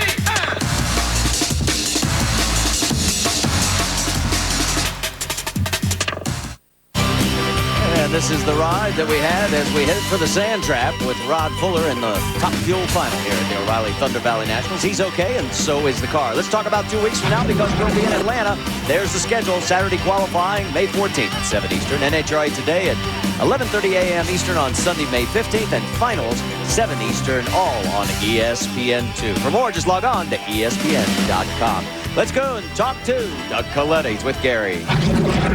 Second win of the season for Doug Coletta, #1 in points in the category. What gives you the most satisfaction right now? Yeah, I tell you, just having a team, with Ron Tobler leading this thing. I mean, they did an awesome job. Technico, Redline, Fisher Honda. Just a great support behind us. We're just happy to be going rounds, and with Connie Coletta giving us this great ride. So, thank you. Take a look at the Top Fuel points. You'll see he leads now over Tony Schumacher by 23. Larry Dixon in third, and Morgan Lucas has dropped to fourth with Rod Fuller punching his way into the top 10. Final thoughts, Mike? Marty, we saw a lot of big names upset in the early rounds, but when the smoke cleared, it was the veterans. Doug Coletta, Gary Selzy, and Warren Johnson taking home the trophy. And that's going to do it for us. For Mike Dunn, Dave Reef, Gary Gerald, and our entire ESPN2 group, I'm Marty Reef. Thanks so much for joining us here on the 6th race of 23 at the NHRA Powerade Drag Racing Series. Coming up next, we've got college softball, Stanford versus UCLA, right here on ESPN2. We'll see you next Sunday from Charlotte, 11:30 a.m. Eastern on NHRA Today. This has been a presentation of ESPN, the worldwide leader in sports. So long, everybody.